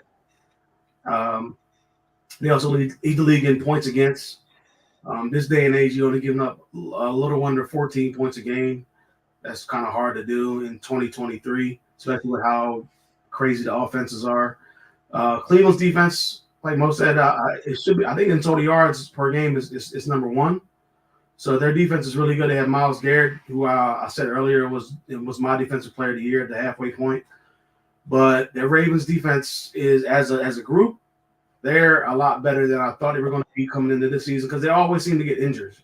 Yeah, always seem to hamper their defense. But this year, even though they had some injuries, the defense has stepped up. So I'm going Baltimore there. And in this game, it was in Cleveland earlier, and Cleveland got destroyed with a backup quarterback. But Sean came back last week, and he played pretty well. They played the Cardinals, so it's kind of hard to do bad against the Cardinals. But now it's a tough matchup. He got that warm-up game out of his way, but at the end, I'm going Baltimore. I think they have too much. It's going to be a defensive game. Give me the Ravens 20-16. Yeah, I'm agreeing with you with the coach. I think the coach is Harbaugh. Harbaugh's a phenomenal coach. He has him winning every year, man. He has him winning every year. Him and Lamar on the same page. I gotta go. I like Ken Stefanski. He's a good coach. Especially if the Browns go to the playoffs this year. He's a good coach and look to build on. I just don't think he's a better coach in his division. You know, you got Harbaugh, you got Taylor, you got Tomlin. The division, listen, guys, the North is tough. It's tough. We got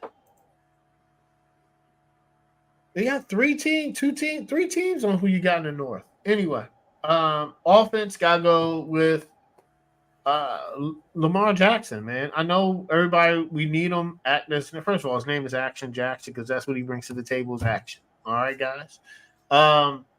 He's been balling this year. I do want to see more of Odell, even though his age is showing. Hopefully, he called a touchdown last week. I know it was in garbage time.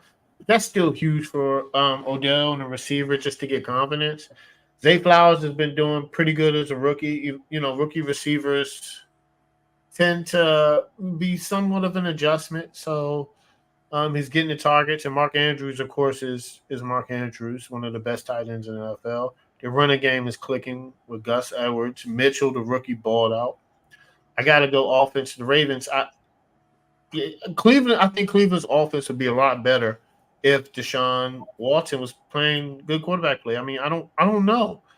1 minute he's hurt, which it sucks because it's his rotator cuff, I think, on his throwing arm.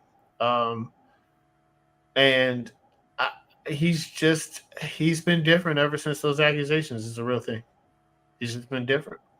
So I got to go with the Ravens on offense. Defense, I'm going to go Cleveland. I think they have the best defense in the league. I usually gear towards that. Myles Garrett is playing phenomenal. We have him both as defensive player of the year. So I think the Ravens defense, the Ravens defense is really good. I think they have third best defense in the league, and they've been everywhere. They've been intercepting the ball. They're just I ain't gonna lie, their defense is vicious, but I don't know. The Browns have had some holes. I might pick the Ravens D, actually, because the Browns have gotten exposed. The Ravens have been playing pretty good. They shut down the Lions, was a good offense, and they shut down the Seahawks, was a good offense. I think I'm changing that, guys. I'm going Ravens defense. I just convinced myself while talking. How many times have you done that? Overall, I got the Ravens winning, man. I just think they're playing good football. And this is the team you don't want to see in the playoffs. I know everybody's like, "Oh, Joe Burrow, Burrowhead," but if they almost lost to the Ravens without Lamar last year, and look, Lamar is healthy this year. The Ravens are beating the Bengals, especially in Baltimore. And this goes into once again, you can't start out slow in the NFL. You got to start out fast. You got to start out fast in September and October, or you're going to end up being like Buffalo and Cincinnati, where you're either going to be on the outside looking in, or you're going to be playing tough games, and you're going to lose some games that you're like, gosh, Lee, if we would have just beat the Browns in week 1. So I think the Ravens are going to win the game, and it's going to be 20-17, low scoring, field goal esque. If you like running the football and hard hits, watch an AFC North game, and this is the one you should tune in. All right, Craig, Texans versus Bengals. Who you got? Coach, I got D'Amico Ryans. I thought the Bengals are going to have the best record in the AFC, so I can't pick them because of the way they started out the season. So, I mean, they're starting to turn it around now. But, I mean, they always start out slow, it seems like, every year. So, but that's why I didn't have any – I mean, that's why I still had confidence that they would still make the playoffs because this is what they do. But after the way the team played last year, the Texans, you bring in a brand new coach, you draft a quarterback at the second overall pick, and then he ends up being, right now, the rookie of the year. Offensive rookie of the year. So, and he's playing out of his mind. And I mean, even though they're 4-4, they look better than they did last year. I mean, he's taken over for basically how Deshaun had that team playing years ago. And even though D'Amico Ryans is a defensive guy, I gotta give him credit, man, because that team is playing really, really well. Offense is it's tough because you got. I mean, I'm going to go with the Bengals because I think they have better players. The offensive line might not be great, but their skill position players are really good. Even though Chase he might be hurt. Is he? But I mean, still, I just got a back injury. Even Higgins, and I even take Boyd. And I'll take their running game with Mixon because the running game, Pierce was hurt last week. So I don't know if he's going to play this week. Singletary didn't really blow me away with his stats or whatever you want to call that he had last week. But they have really good young wide receivers in Houston. Mm-hmm. They're just out there just playing, having fun, it seems like, every week. But I just think the better team with the better quarterback overall, even though Stroud is playing like, if it probably wasn't his rookie year, nobody's really talking about him in the MVP conversation. Probably because the team is 4-4, but his numbers mirror a MVP candidate at this point. He's probably playing the best out of all the quarterbacks. Yeah. But he's not getting the talk about him for in the conversation. But I got to go with the Bengals, man. At this point, defense, I'm going with the Bengals again. I don't know. The Bengals just they shut down the Bills, only allowed them to have 18. Shut down the 49ers, only allowed them to have 17. And they shut down the Seahawks, only allowed them to have 13. That's 3 good offenses with 3. I mean, like, it's just 3 really good offenses, and they shut them down, and they look good doing it, and they won all those games. So, and those were 3 games that, I mean, coming out of that 2-3 start, that you didn't know what they were going to do, how they were going to respond, and they responded pretty well. I think this is going to be a high-scoring game, though. Even though I did pick the Bengals defense, the Bengals defense isn't phenomenal, but you know what? Every time I say it's going to be a high-scoring game, it's never a high-scoring game. But I just think both these offenses, especially what I saw last week out of the Texans, could be a high-scoring game. So I'm going 34-30 with the Bengals winning. All right. Who you got? Texans versus Bengals. Coach, I'm gonna go Zach Taylor. I'm gonna go D'Amico Ryans. I think because you got a rookie quarterback, even though he's drafted number 2, we see how that works out. New York Jets. So just because you pick a quarterback number 2 doesn't mean he's going to succeed, and he has to have the perfect environment and the culture too. And guess what? They do. D'Amico Ryans is the perfect hire, and they got it right. And CJ Stroud got it right. I think D'Amico Ryans has those guys running through a wall for him. He's a former player. He knows how to motivate and talk, man. And that's what a head coach is being about, connecting and building relationships with players to make sure they play for you hard. Offense, I got to go Bengals. Even though CJ Stroud and Tank Dell and Nico Hill are playing phenomenal. Nothing. The Bengals offense is better because Joe Burrow's healthy. I'm not gonna lie. I don't know if Chase plays. He got a back injury. He might be out a couple games. Which I don't know. If he misses that game, it's gonna be tough. I mean, I guess it'll be a big T. Higgins game and big Tyler Boyd game, but I was just reading the Bengals website. They need Jamar Chase in that game. If they don't have him, this isn't no walk. This isn't no. Oh, we should rest him because we're going to beat the Texans. If he doesn't play, they might not win. Because this is the time of year injuries matter, and these are the games you're like, God, Chase missed 2 games. We barely beat the Texans and we lost to the Ravens. Your season could be done, and then you got to worry about getting better next year, but we'll see how. But I think Joe Burrow's good, but, that's just something to take into account. The defense, I'm doing the Bengals. I mean, both defenses aren't hooray. The Bengals aren't who they, but they're decent, just like the Texans. But I outpicked them because I think they have an overall better defense than the Texans, but it's nothing to hang your hat. I do think this is going to be a shootout. I think it's going to be a shootout, but mark my words, if Chase misses a couple games, number one, my fantasy season is already terrible, so it's done anyway. So probably should have traded him last week. Anyway, probably should have been a good. Should have traded Omar. It would have been a good look for me. But I think the Bengals win in the shootout. I think it's a good game. I think the Bengals win 31-28. Be mindful if Chase misses a couple games, their season could go down. But I don't know. T. Higgins is good, and we gotta believe in Joe Burrow. But this isn't last year. So, especially playing the Ravens, they need Chase against the Ravens. Chase don't play in that game, they're not winning. So, Mo, Texans versus Bengals. Who you got? Coaching, I'm gonna go D'Amico Ryans. The job he's done, the energy they're bringing.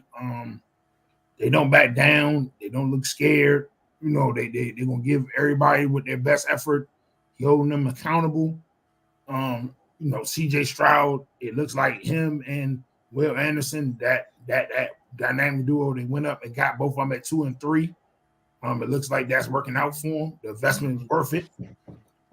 So I'm gonna go D'Amico Ryans. Offensively, I still gotta go Bengals. CJ Stroud's having a one phenomenal year. What he did last week is just crazy. I don't care who it was or what defense looked like. For a rookie to go out there and throw for almost 500 yards and 5 touchdowns, no interceptions, is just ridiculous. It's not like he got any receiver that you would just yell Pro Bowl or yell All Pro about. Not like he going out there, he got a Jerry Rice or Jefferson or somebody out there. So It's just phenomenal. I think it's a product of you have a coach and a quarterback. Everybody else, the energy just feeds off of it. Everybody believes in you. But I still would go Bengals because Joe Burrow, Mixon, even without, don't get me wrong, Jamar Chase is a big loss, but you still got Higgins and Boyd who are receivers who, let's just be honest here, those three not about to stay together for many more years. So they're looking forward to keep building their legacies to get that big contract. Yeah. So I think they'll step up. Defensively,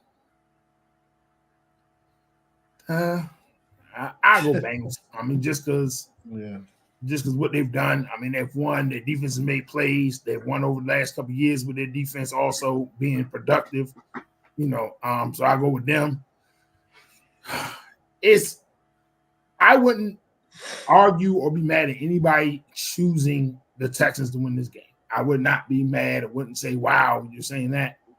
But I think the Bengals, because they've been in the position they've been in over the last 2 years, they see the writing on the wall. The AFC is tough. You can't afford to lose games like this. Mm-mm. You can't afford it right now. Now we're in the second half of the season. You got to go. It's time to go. Mm-hmm. So I just feel like this is going to be one of them games. It's going to be tough. It's going to be a battle. I can see a shootout as well. I'm going to go Bengals, maybe a last 2-minute drive touchdown. I'm going to go Bengals 37-31. High scoring games. But like Craig said, it might be low scoring. Mo, 49ers versus Jags. Who you got?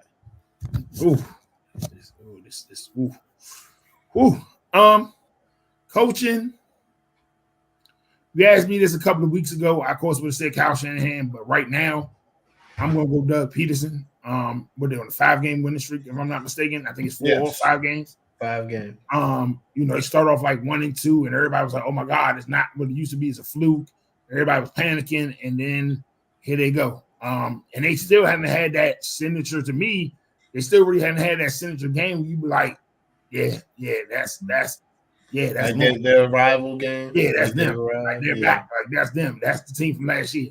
So I'll pick I'll pick Doug Peterson. Offensively, I'm going to still go with overall. I'm talking about overall how it's look right now. I'm going to go with Jacksonville. I mean, Brock Purdy has struggled. Lawrence is starting to pick it up. You got ETN, who's been on a major run. ETN making I don't know how many backs they put on All Pro, but he's making a strong case for it. If he's not first team All Pro, he's making a case for second team All Pro. You got I'm waiting my fantasy wise, I'm waiting for Ridley to show up more. He had a couple good games, but he even fell off. But they got strong receivers. You got Ingram, ETN. I'm gonna go Jacksonville. Defensively, I'm still gonna go San Fran. Their defense has some flaws to it, some bangs, but overall, man, with money on the line, if they're in a tight game and you need to stop, I'll go with San Fran before I go Jacksonville as far as getting a stop. I feel like San Fran's almost in. They're in a better position than Cincy, but they're in a position like Cincy where they see the writing on the wall. Now that Seattle just got blown out right there in the division, now is the time. The second half of the season, now is your time to hunt. You just came off a bye week. Now it's your time to hunt. I just see them, winning this game. I think it's going to be 27-20. Craig, 49ers versus Jags. Who you got? Coaching, I'm going to go with Doug Peterson. Pretty much for the same thing Mo said. Like, I before this losing streak that the 49ers are on, 3-game losing streak, it was easy. It was Shanahan, but they lost 3 in a row. Brock Purdy might have lost a little bit of confidence. Offense just doesn't look the same. I know Debo was out, Trent was out, but like they had multiple opportunities to win some of these, especially that Cleveland game. Kicker just missed a field goal. The game after that, who did they play? Where they had a chance. I think was it Minnesota or something? I think it was Minnesota. They ended up losing the game. There's been some picks from Brock Purdy down the stretch. Back-to-back possessions. Yeah, back-to-back possessions. They had a chance, and they just threw picks both times, and then they got destroyed by the Bengals. So I think they needed this reset, and I think it's going to help them out coming out off the bye week. But Jacksonville's also coming off a bye week, and they're on both teams are on the streak. One team's on a 5-game winning streak. I think he's on a 3-game losing streak. So offense, I got to go Jacksonville. I just think the way that they're playing right now, compared to the 49ers, especially after their last game, where they only put up 17 points. Actually, the last 2 games, they put up. Actually, the last 3 games, I didn't even realize that they put up 17 points in the last 3 games. Before this, the lowest they scored was 30, and they did that the first 3 weeks of the season. So, I mean, to go from 30 and up to just 17 across the board is just. I don't know what happened after that Cowboys game, but I don't know if they just lost confidence or they just ran into some they're missing players. They ran into some really good defenses. I mean, I can't really say that because the Vikings are on here and so are the Bengals. Like, they're not dominant defenses. And the Browns team had P.J. Walker at quarterback, even though the defense is like that. But I definitely got to go to Jaguars. I think ETN is playing phenomenal. I do like Kirk. Really, when he's getting the ball thrown his way and he's catching it, I like him as well.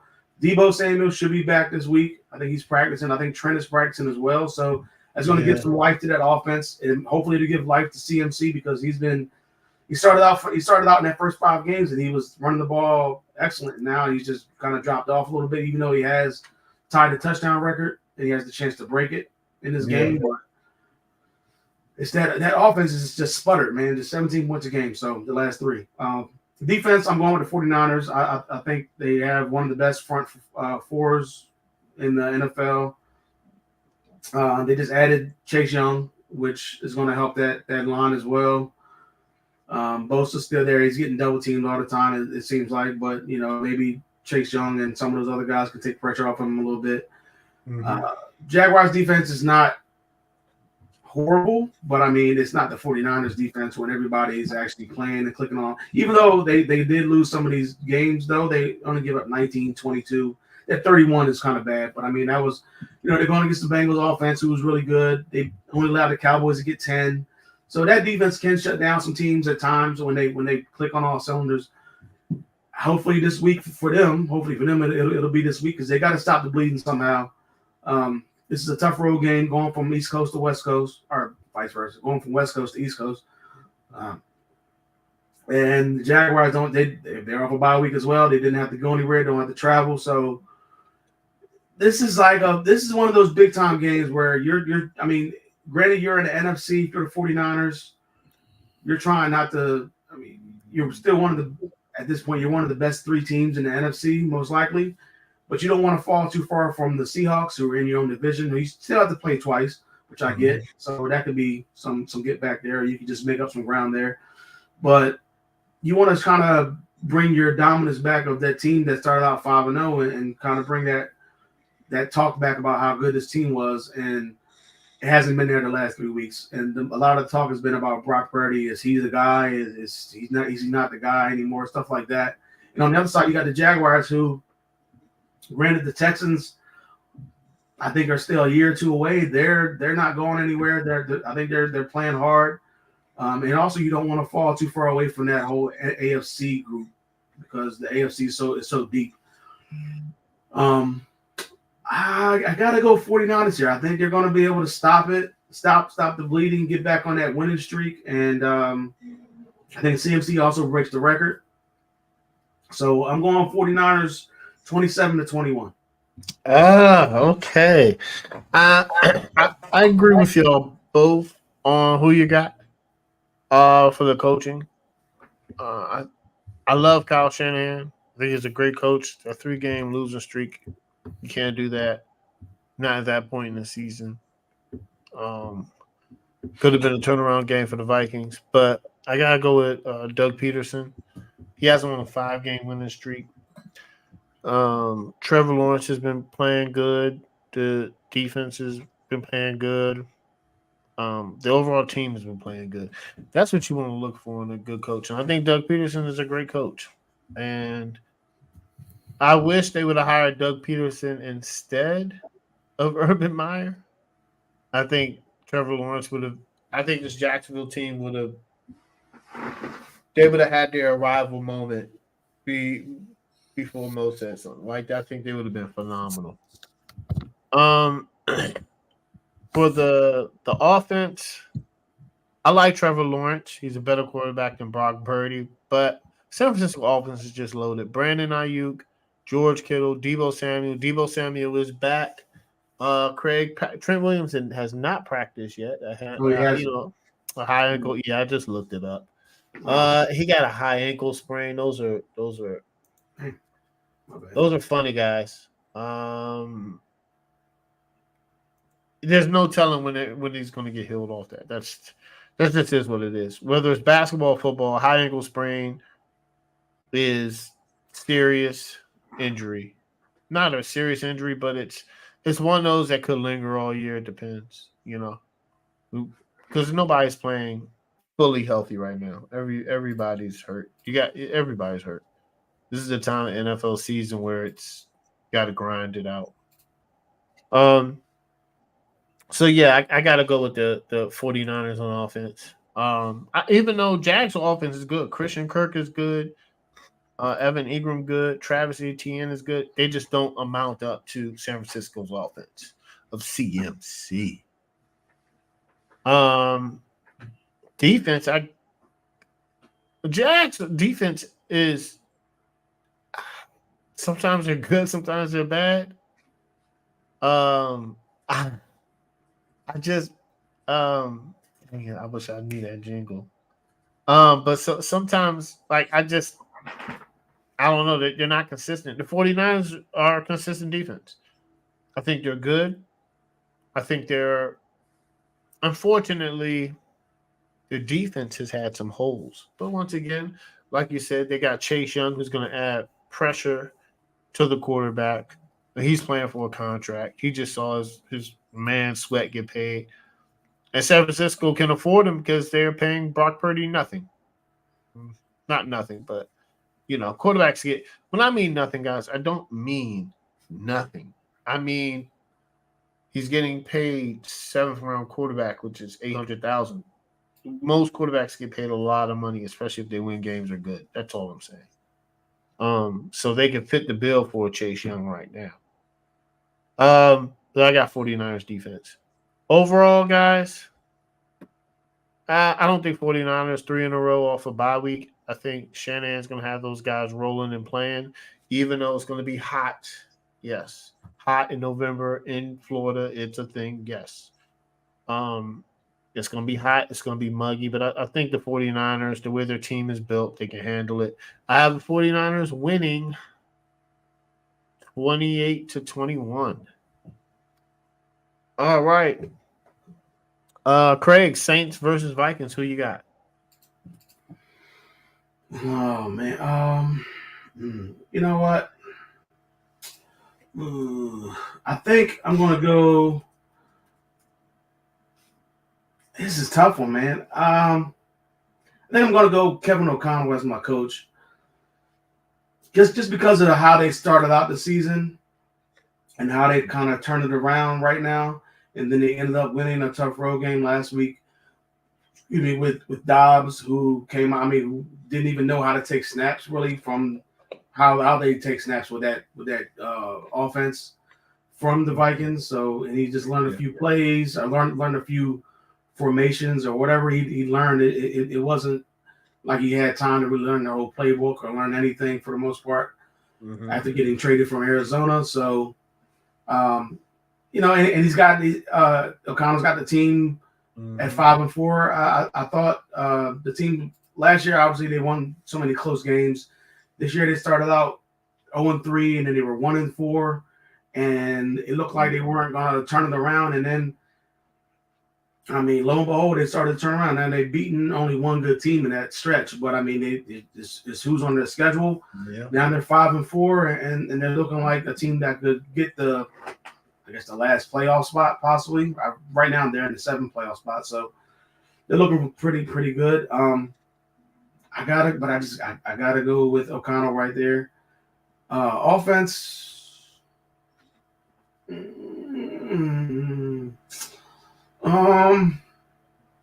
is tough, man. It's tough because Justin Jefferson's still out on one side, and on the other side, Derek Carr just hasn't. I mean, although he has looked good the last couple of weeks, I'm gonna go slightly with the Saints, just because Derek Carr is starting to figure it out. It seems like he started out really slow. The team was struggling offensively. He's starting to pick it up, which is good for them. Alvin Kamara's back. Obviously, he came back in week 4. The team looks better when he's out there. He can catch. He can run. So he's a dual threat. They have obviously Chris Olave. They have Michael Thomas, and then they have what's his name? Shadid, is that his name? Rashid Shadid, I think. Shahid or whatever his name is. He's just a big. I mean, he can take the top off and he can stretch the field a little bit. So I think until Minnesota figures out how they, because I mean they didn't score their first rushing touchdowns until 2 weeks ago. So I mean that's kind of insane to me. But until Justin Jefferson gets back and they get that kind of camaraderie between him and Don Mark, he was working for NASA, or could have been working for NASA. So he's already a smart guy. I think he's going to pick it up with more than enough time that he has coming up this week for this game. This is a big game because both teams are 5-4. So it's going to be tough. Defensively, I'm going with the Saints again. Their defense is always good every year, it seems like. And I mean, even though I think the Vikings defense is better this year, and Daniel Hunter, or how you say his name, Daniel Hunter, he's playing phenomenal, even though he was on the trade block. But I got to go with the Saints defense. This is I think it's more of a must-win for the Vikings, just because the Saints are in an easier division. I think the Saints can afford to lose this game and still have a chance to win that division because it's so bad. Whereas the Vikings, if they lose this game, they're 5-5. I don't think they're going to catch the Lions anyway, but they want to keep ahead of teams like Washington, the other teams in the NFC South that are there as well, Falcons and maybe the Bucks, and obviously the Saints. And also, this will give you a leg up on the Saints just in case the Saints don't win the division. You can have a head. Whoever wins this game is going to have a head-to-head tiebreaker, right? So this is a big matchup. Unfortunately, I really wish Kirk Cousins was playing. He was having a great year despite the team's win-loss record. But I think they're in good hands with Dobbs, especially with a full week of practice. And the game is at home, and he's going to get more of that familiarity with the team and how things are done in Minnesota. The Saints, I love the way they're starting to figure it out now. Even though I'm not a Saints fan, I gotta respect how their offense is starting to click a little bit better over the last couple of weeks. Hopefully Derek Carr will play like this, and how he's been putting up over 300 yards in total in passing yards. But I got to go with the Vikings in this one. I think the Vikings are going to find another way to figure it out and find another way to win. And Vikings style, it's probably going to be another close game. So I'm going Vikings 23 and the Saints 19. All right. Who you got? Saints versus Vikings. Head coach, I got to go Kevin O'Connell. I think that is phenomenal. They're on a 4-game winning streak. And I know they only beat one good team, but listen, every win matters in the NFL, right? Because of those 4 games, they're in the playoff hunt. And if it would end today, they would make the playoffs. I think that matters, man. Once again, man, I think that every game matters in the NFL, and you can't take anybody for you can't take anybody for slouch. For slouch for granted. Every week is a must win. And this is why it is, because the Vikings 4-game streak, they're in there. You know, um, the and I listen. Dennis Allen is a head coach. We just got to see more. I know I keep saying that, but we got to see more. Just bottom line. Offense. This is easy. The Vikings would have, but they shout out to Kirk Cousins. Hope he heals. I like him as a quarterback. Um, I gotta go Saints. Even though Derek Carr's not playing good, he's playing better as of late. And then you have Michael Thomas, Chris Olave, Alvin Kamara, Taysom Hill, Rashid Shaheed. The Vikings have Addison Osborne and Dobbs. I got a very easy leaning toward the Saints. Defense, the Saints. They have top 10 defense in the NFL. They're proven their defense is always their go-to. Now we're starting to see the offense pick up more, which is great for them. Um, Cameron Jordan is putting together a Hall of Fame career, and I got the Saints D. This is pretty easy for me. I like Dobbs, but I think he's going to need a week more practice and a week more of reps. And this is kind of not a soft game. This game is against a tough defense. It's at home, but it's in the dome, and Saints play good in the dome. I kind of got the Saints, and I think it's a wake up call. I think the Saints kind of take care of them 37-20. An easy win. Mo, Saints versus Vikings. Who you got? All right, coaching. Let's run through this coaching. I got Kevin O'Connell. They started 1-4, 4-game winning streak. And the things they've done, losing Jefferson and now losing Cousins has been big, but he's kept his team believing. They're motivated. They're still playing strong. Then they just took another loss with running back just went out. I think he tore his ACL. For who? I forgot the name. He been bouncing around, but For which who? Speed recovery. Akers? Akers. Akers had for the Vikings. Yep. So just shout out to the team. They take some injuries. I don't know when. Jefferson should be back in a couple of weeks. I think he was on IR. Mm-hmm. He should be able to come back. If not this week, next week, I think it is.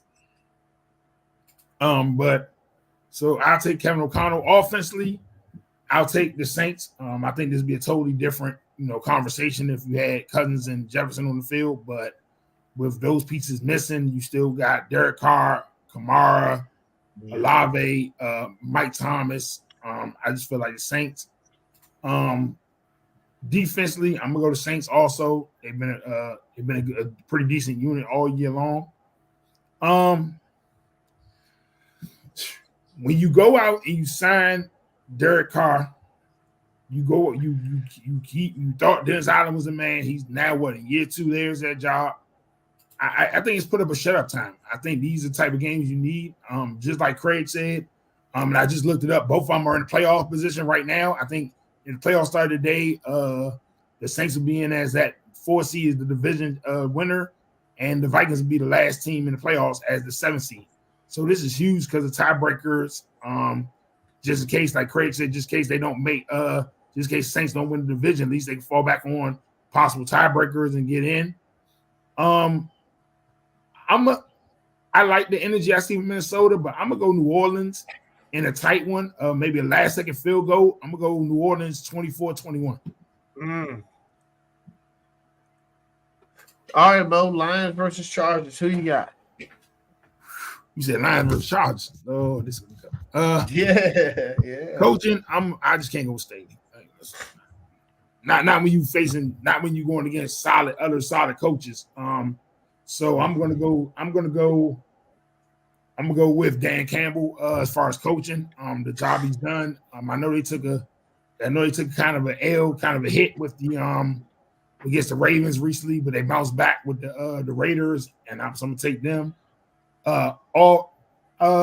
Offensively, I'm gonna go I like the stride that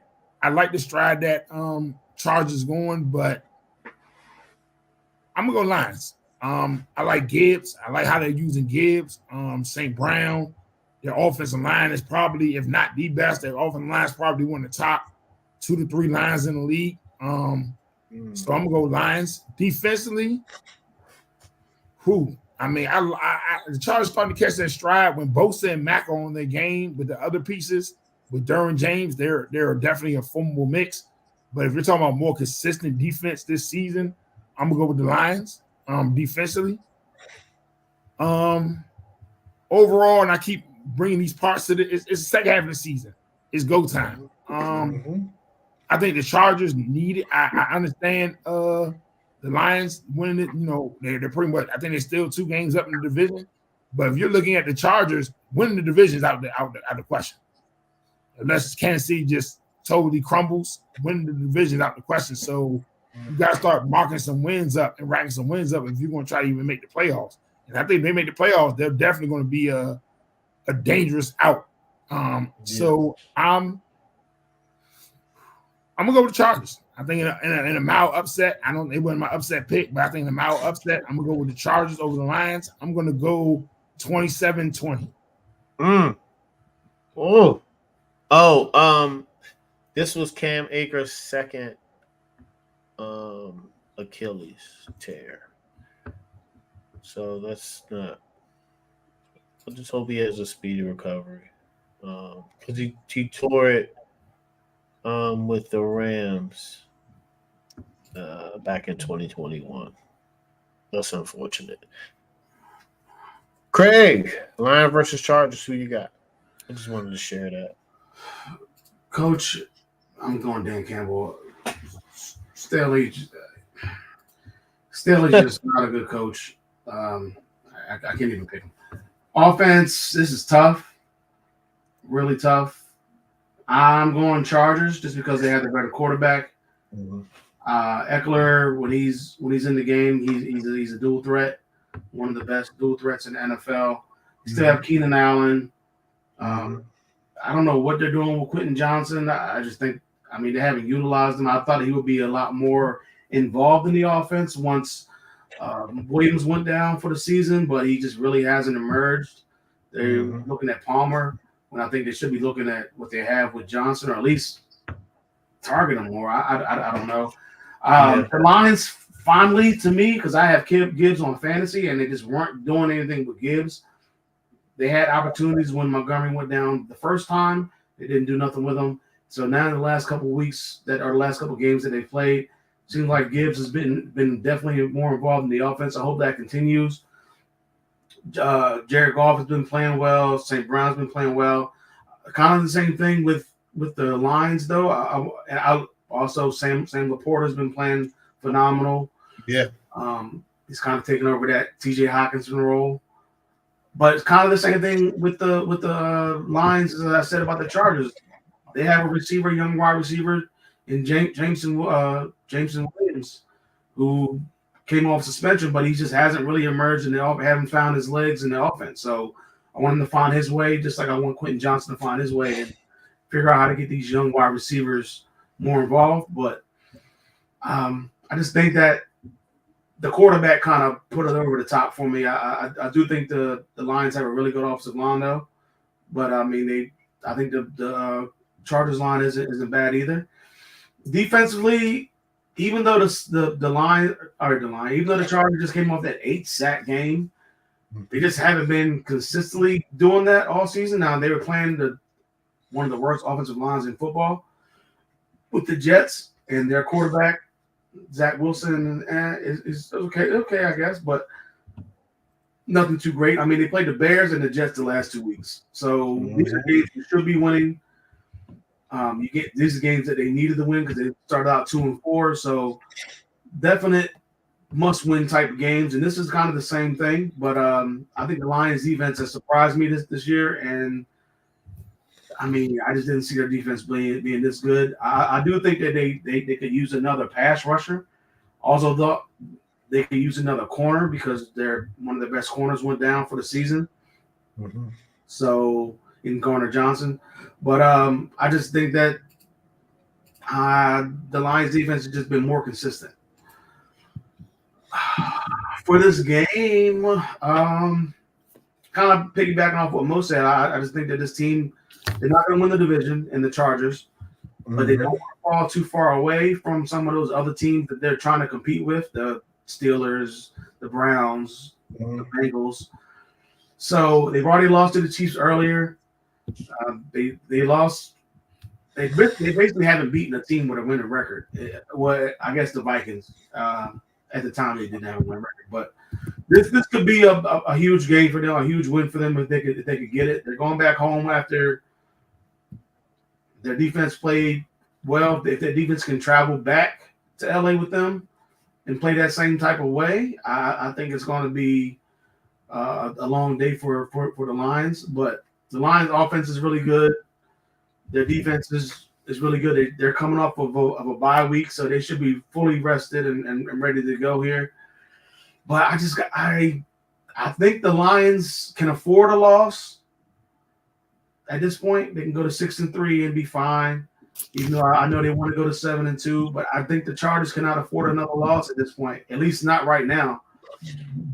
So I think they're going to ride off that win last week or yesterday.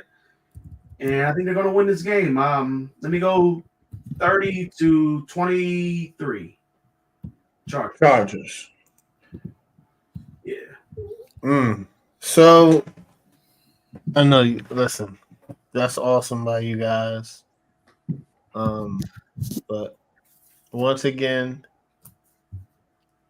Herbert is Staley's gonna let y'all down.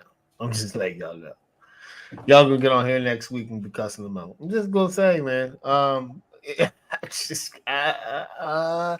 I have Coach Dan Campbell. Once again, Brandon Staley. He's gonna make a mistake or two, and he's not a good head coach. I don't know why they hired him. I was against hiring him, but what do I know? Dan Campbell, we picked him as coach of the year earlier, me and you, Craig. I think he stands by that. He's 7-2. Last time the Lions won the division was first seed in the NFC, which they have a close at. Mo was 1993. 1991, Mo, was the last time the Lions were first in the conference. Yeah. And it was the Central Division, and they lost to the Commanders in the 1991 NFC Championship game. That was the year Watson won it with Ripken, right? With the Ripken, that was it was Ripken. Yeah. It was Mark Ripken, against Buffalo. So I just think Dan Campbell's a good coach. He has this team ready to win the division. It's awesome. And he's just doing a phenomenal job. He's biting kneecaps and taking names, and I love it. I always got to mention that with him. Offense, I want to pick the Chargers, right? Austin Eckler, Keenan Allen, Justin Herbert. Their offense is nice, and I like the Lions' offense, but I'm gonna go. Who's a better quarterback? I gotta go Detroit offense. I think Jared Goff is playing better quarterback than Justin Herbert. I think St. Brown is phenomenal. I think Jahmyr Gibbs is good. I think the Detroit offense is better, and maybe David Montgomery might come back. And if David Montgomery comes back, that's a problem. They said he's trending. And then they got Sam Laporta. I think I'm gonna pick Detroit's offense on this one just because I don't have faith in Justin Herbert. Defense, I'm going to the Lions. They have the 5th best defense in the NFL. And we got to be honest here, guys. I'm not even going to mention the Chargers defense because they don't need to be mentioned. They've beaten sorry teams. And this Lions defense is going to put a hurting on Herbert. Herbert is going to have a bad game. He's gonna have a bad game. And Khalil Mack and Joey Bosa is not gonna get to Jared Goff because he is one of the best offensive lines in the NFL. That's just is what it is. And the Detroit Lions are gonna pound the ball. And you know what Detroit does do? They beat bad teams. And the Chargers are a bad team. And I think Detroit is going to come out and I would love to pick the Chargers. I don't trust Herbert. I don't trust Stanley. And Herbert struggled against the Jets. He's going to struggle against the Lions. And watch what I tell you guys. The Lions are going to win convincingly 28-17. Watch. All right, guys, that's the end of our live stream. Thank y'all for tuning in to fourth quarter. We're here every Tuesday around 7:15. Most likely, you can once again like, comment, subscribe, all the YouTube stuff. Also, catch us on Apple, Spotify, iHeartRadio on the podcast. We'll see y'all next Tuesday. We're out. Peace.